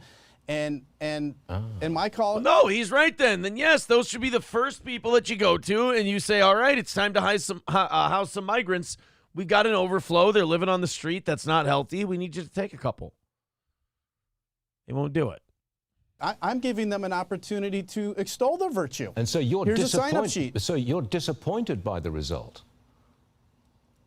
I'm not surprised. I'm not surprised that no one's interested. He's like, so you're disappointed in the result. He's like, look, I didn't think anybody was going to fucking do anything. He's like, he keeps letting the cat out of the bag for Stuart. Like, Stuart's like, oh, so is this going to work? Are you going to do this? He's like, Stuart, I don't know how many times I can say this nicely. I was being a douchebag. I was making a point using irony. And Stuart's like, yeah, and Stuart keeps being an idiot. He's like, yes, but did anyone sign the sheet? He's like, I was being a dildo, Stuart. Being a dildo. To extol the virtue. And so you're Here's a disappointed. sign-up sheet. So you're disappointed by the result. I'm not surprised. I'm not surprised that no one's interested. So it is a challenge to individuals that voted for an open border policy. And It is. That's right. Okay, a couple of quick questions. Would they get paid if you volunteer to take a migrant into your house? You Fuck no, you get paid. You said no human being is illegal. Come on, put your money where your mouth is. Let's make this thing go. Let's make this country the beautiful thing you want it to be. Paid. No, and if people watch my whole clip, I made that very clear. I'm not going to support any public dollars to house or aid migrants. This would be on you. Would you be allowed to take a migrant into your home and have them work in your home? Is Stuart trying to ask if you can use migrants as slaves? Sounds like I got to start watching more Fox Business Channel. Holy shit, they get based over there. Can you take a Mexican in and make him unload your dishwasher and then just give him a bed to sleep on made of straw and cloth? Wait, what? Yes, I was wondering if you need to plow your back 40, could a Mexican hand plow it and you just sip a mint julep? Stuart, he starts singing Grandpa, Tell Me About the Good Old Days. You're like, I think we lost Stuart, guys. I don't think he's coming back today. A home. I mean, as a nanny or something. Be on you. Would you be allowed to take a migrant into your home and have them work in your home? I mean, as a nanny or something. No, Stuart, that's the point. No one's interested. He keeps having to explain this to Varney because he's such a dumb old twat. I have never really liked this guy. I've always thought he was kind of a buffoon. But this is the third or fourth time that this McBroom guy has had to go, yeah, Stuart, focus, buddy. I was fucking with them. I'm fucking with everybody. It's and we all saw what happened in Martha's Vineyard. I think this conversation did bring to light that maybe we are in agreement. This is an absolute disaster, and suburbs like mine are getting pressure from Chicago. And I'm saying I didn't vote for this. Okay, you did. You voted for it, and we have a problem here. So you can either here's a sign-up sheet, extol your virtue, live your virtues, or contact your state legislatures. Contact your reps and tell them to secure the border. And I like this guy. He's straight to the point. I like that he doesn't have that politician showmanship about it. I love that he's just up front and he's like, no, I'm being a dick. I like that. Like a lot of times these politicians will pull these little like prank type things and they'll go, what? No, I just want to see if anyone will be nice. Whereas this guy's just going, oh no, Stuart, we can skip the whole sign-up sheet thing. I knew nobody was going to sign it. That's my point. I'm being a twat. I like that about this guy. And I think that got a little bit lost in the media sound bites, but that was my point. I'm glad a conversation is happening. And you know what? When it happens, when it comes to leafy suburbs, when it comes to your neighborhood, and that's when people get motivated for change. I'm glad you're on the show today because you brought out a lot more that's involved in this debate. Glad to. Stuart Varney's a fucking idiot. Jesus Christ. I'm glad you were here because you brought out a more. I hope this guy leaves by just going, being a dick. Totally just being a dick, Stuart. I did not shine a light on anything. Just being a cunt 100%. That's all it was. Wow, that's amazing. Amazing. To have you on. By the way, if you get anybody who volunteers, let us know and we'll put you back on the air and see how we do. Thanks very much for joining us. This guy's like, the fucker still doesn't get it, does he? He still doesn't get that I was fucking with everybody. Oh my God. Stuart Varney sounds like absolutely exhausting to do an interview with. In Homemade, if you Laughing Lions, if you give a Mexican a cookie. Aren't they coming from all over, though? Like, I know they're coming across the Mexican border, but aren't they like, there's military-age Chinese guys, military-age African guys, military-age Middle Eastern guys, all coming across the border? It's just such a terrible idea. Dead Game says, rich people have a hard time with comedy, hence the fascination with stand-up. Do you know what I listened to yesterday that still holds up and is a solid movie? Or not solid movie, but solid. Somebody was talking about stand-up. A solid stand-up film, I guess, a solid special. Louis C.K.'s 2011 special, hilarious. Fuck, that one is good. It's not as good as the previous two. So there was the one in like 2006 called Shameless. That's probably my favorite Louis special. Is that on? Can we find any clips of that on YouTube? Louis C.K. Shameless. Oh, they have the whole thing on there. Right. The only thing that I'll just play the audio. I feel like if I play the video, it gets popped easier. Me out though is that you're not supposed to laugh at gay people when they're funny, because sometimes they just are. They're funny. Like, I lived in New York for a lot of my life, and in my neighborhood everybody was gay, and it you know, some guys are just a guy walking down the street, but some gay guys are a guy in little shorts and a half shirt and, you know, combat boots spray painted green and a whistle, and he's standing on the corner going, hello, it's fucking hot outside. That's not a stereotype. Those guys fucking exist by the thousands. And when I see them, I laugh really loud. I just do. And people are like, don't laugh at him because he's gay. No, I'm not. I'm laughing because he's fucking weird and silly. He's hilarious. How am I supposed to react? Hello? Oh, hello. Hello, yes. Seriousness is, yes. What was the second one? There was one between Shameless and Hilarious. What oh, God, what was that one? Tequila Johnson says, isn't he a ped? Louis? No. Louis not a ped. He jacked off in front of some girls that said yes. That's what Louis did. Louis jacked off in front of female comedians who said, sure, I guess you can jack off in front of me. And then they went, yeah, but I felt bullied and I felt like it wasn't right. And then he jacked off in front of me and I feel bad and I didn't get a career out of it. So I'm going to fucking bury him. Now I guess he's still doing stand-up. I think he's been releasing specials. Oh, yeah, and he jerks off on plants. That's right. You're right, though, Salman. He would jerk off on the plant.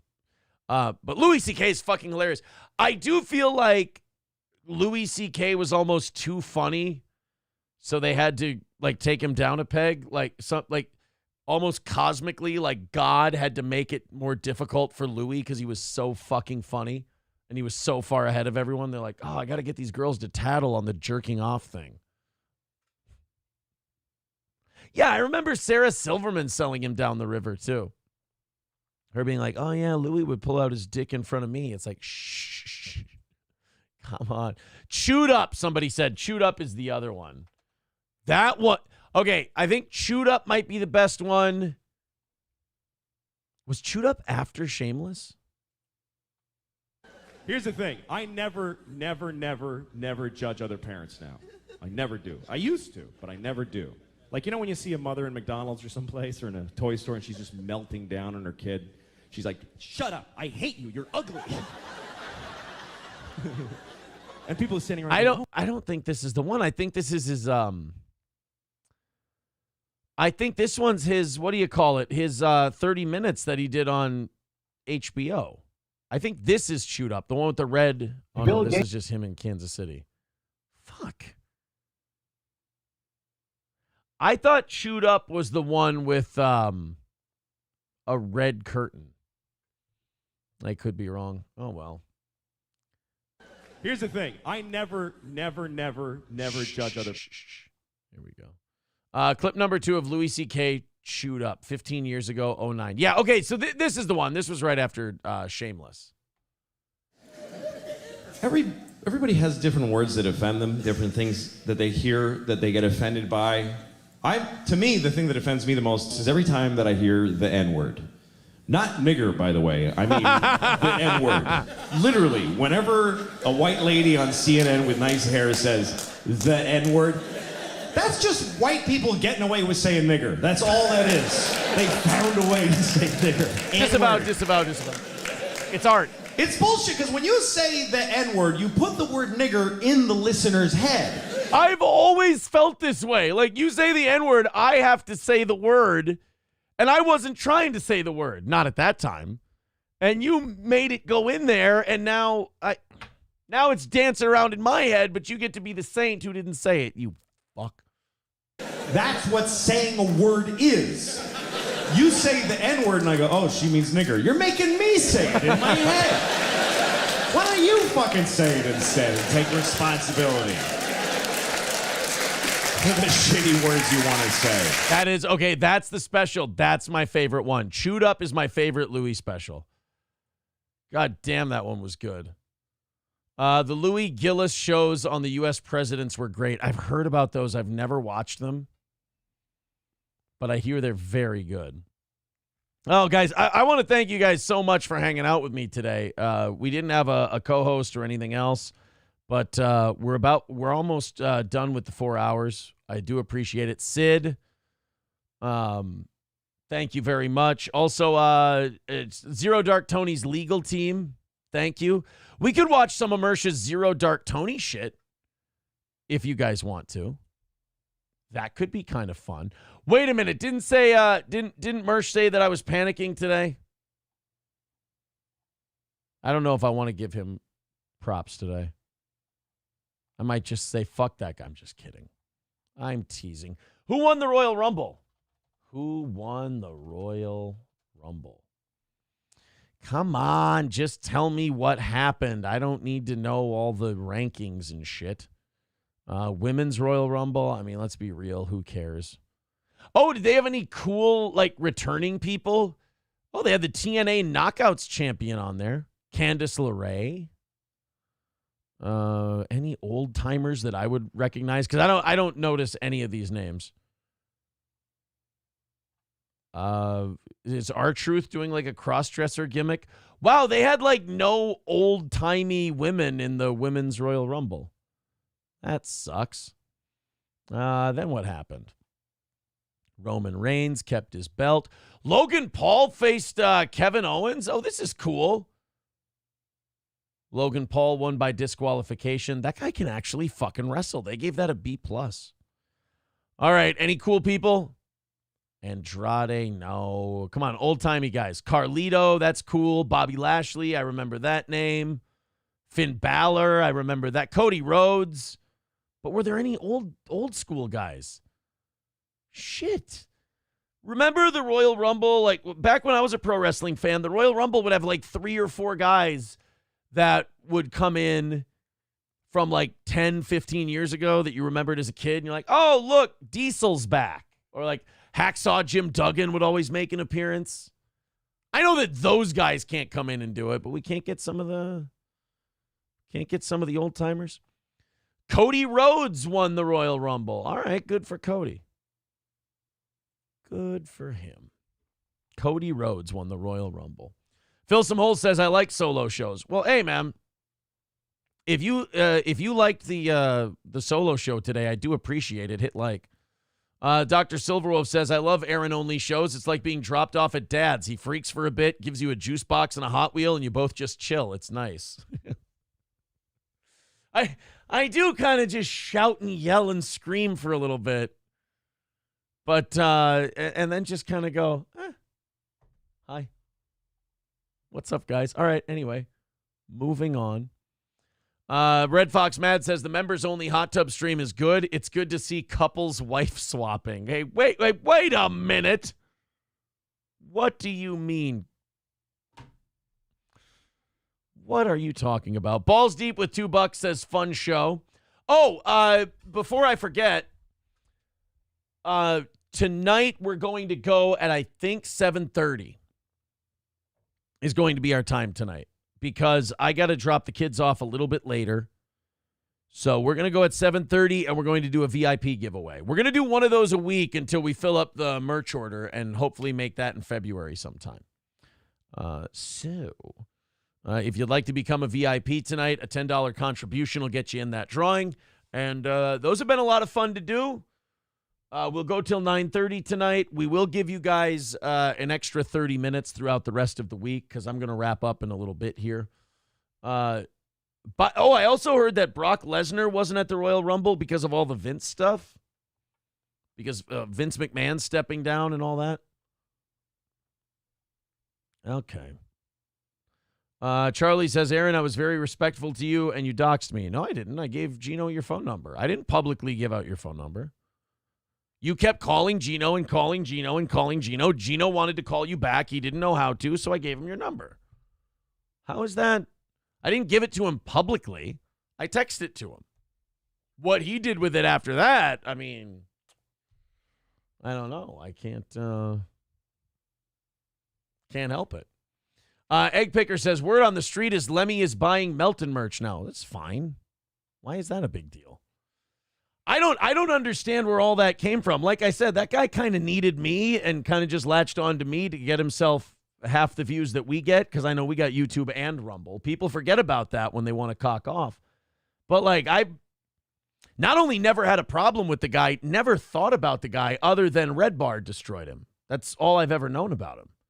And that he's trying to put on like a Red Bar thing to try and grab on to a little something. I get that. I understand that. I think I just understand that guy and I get what his gimmick is, so I don't really feel any heat from him. So if he wants to go and have his fun and do whatever he's doing, yeah, I don't really give a shit. And if Lemmy wants to buy his merch, I mean, I hope she looks better in it than he does. I hope it doesn't look like a tent tarp. That's all. It's, I can't watch The Onion Show, says D. Gulag, too fat and breathy. Yeah, some people don't like that. I think Lemmy likes getting involved and like mixing it up with all those shows now. Because like she got in with the Kate Meany thing and she's fucking busting her balls. I think Lemmy just has always liked that kind of shit.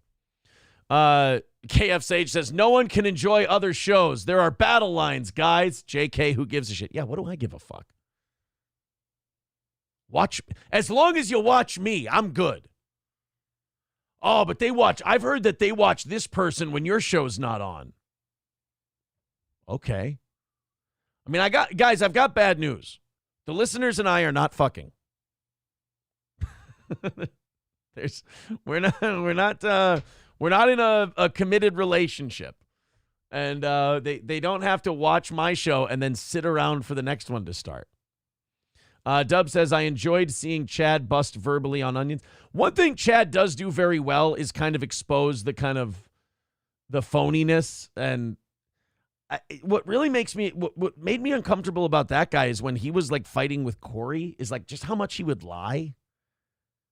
Like how comfortable, anytime people are just comfortable with lying, knowing they're lying and then just doing it anyway, there's a level of sociopathy and narcissism in there that even I can't comprehend. And it's a giant red flag for me. So I'm just kind of like, oh, apparently that person needs to do that for whatever reason they have, but that's not for me. $10 from Dr. Silverwolf. He says, I said already what I wanted to say, wanted to give some cash. Love the show, boss. Oh, thank you.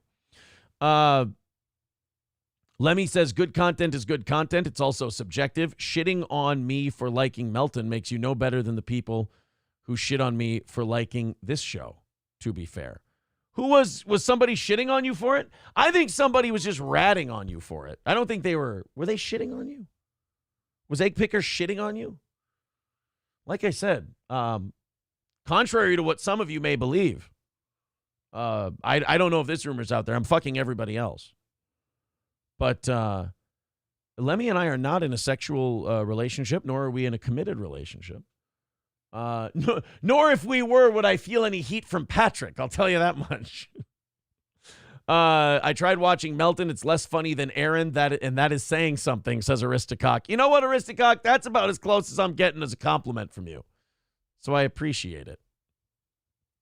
Dub says, I wasn't shitting on you. I asked why. I don't think it was you. Charlie says, Aaron, a.k.a. Podcast Boy. I mean, fair. Your whore wife, I think he means April, and your children's mental health mean nothing to me. Thank, you'll see, as will they, podcast boy.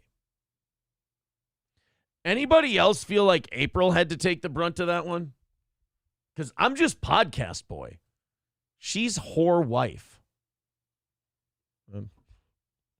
Let me talking about the fucking part. That notion fucking disgusts me. Sorry. What? Sorry. You know what? I won't bring up his body ever again. I apologize. Oh, I want to kill this last 10 minutes, but I don't want to start anything new. Like, I'm looking through what I've got. Ooh, racist language and property deeds. I might be interested in that. The only problem is it's a news story, so they probably won't say the actual words, which is always a bummer. 2 men accused of running an unlicensed cash-only vet clinic at a Southwest Miami-Dade home. That's kind of fucked up. An unlicensed... Yeah, just bring me your dog. Give me $20. And then the doctor just sticks a thumb up his ass for some reason. Like, dog's fine. Like, what? Yeah, it was only $20. What do you want from me? Oh, man, the guy is cheap. My dog has cancer. What can you do for him? Ooh, you know what? That might be a job for a real vet. Wait, what? No, I meant like a specialist is what I meant. Not a real, I mean, obviously I'm a real vet. By the way, this consultation will be $35. Thank you. Danny Rebel says, Aaron loves Somalis and communists. Red Fox Mad says, Aaron, sing Eric Church to close the show. Don't fucking threaten me with a good time. I'll sing Eric Church all goddamn day. I probably will. Get in the car, pick up the kids, sing Eric Church. Hobo Chili says, The Adventures of Podcast Boy and his little wiener sidekick, all foreskin. Oh, I'm hiccuping. Sid Saraf says, I think she meant yours, Aaron. Oh, if you don't see me as mild sexier than that guy, then you've got mental problems. Now, if you see both of us as unattractive, you're probably more correct. Aaron's life will soon collapse, says Charlie. Ah, ha, ha. Google my name, bitch. It already did. Ha, ha, ha, ha. I had to be relegated down with these weirdos that do shows. Charlie says, big. I'm going to online destroy the podcast boy. That could be a song. Big. I'm going to online destroy the podcast boy. I think Charlie's got something. Bigot on Socialist Media says, I was sticking up for you Friday morning before you were a retard. I don't think you have anyone here that will do that anymore. Oh, talking about Charlie. Hey, you better be careful. Charlie might make your life go away or whatever the fuck he's talking about. You should have had Gordy for a co-host. Gordy sleeps till like 10:30 nowadays. Balls Deep says, so are you going to Florida for MershCon, Aaron? I don't know. April wants to go road tripping to Mersh. So I don't know what that looks like. Hobo Chili says, pre-hiccuping must be thinking of a large meal. Thank you. Thank you. He says, Balls Deep says, do it. We'll see. We'll see. And then Charlie says, bye. That's kind of cute. So, like, Charlie threatens to destroy my whole life, but then he also says, all right, see you later. So it's like, like we're punching out on a time clock. All right. Guys, let's get the fuck out of here. What do you say? I owe you 10 minutes tonight. That's what we'll do. We don't need... Oh, no, I owe you 8 minutes. I apologize. Somebody says, do you not feel confident in doing overtime today? I was very clear when Johnny canceled. I said, if we hit the goal today, I'll do all 4 hours. The overtime part was not part of what it would have been. But then Johnny canceled, and I was like, look, I'll do the whole 4 hours on my own. Dub says, I want to buy the ROTC shirt, Fight Like Hell, with your pregnant wife. That is a funny one. Plus, when the couple of people who paid to knock the goal out paid, they did say 4 hours. So I'm going with that. Sid says 38 minutes. Okay, so I owe 38 minutes. Let's officially do that. Let's make it 40, and we'll make it up on Rumble Friday. How's that sound? Perfect. All right, guys, be sure to follow the show on Rumble, subscribe on YouTube. We will talk to you again very, very soon. As a matter of fact, 7:30 tonight will be the evening show. Take it easy.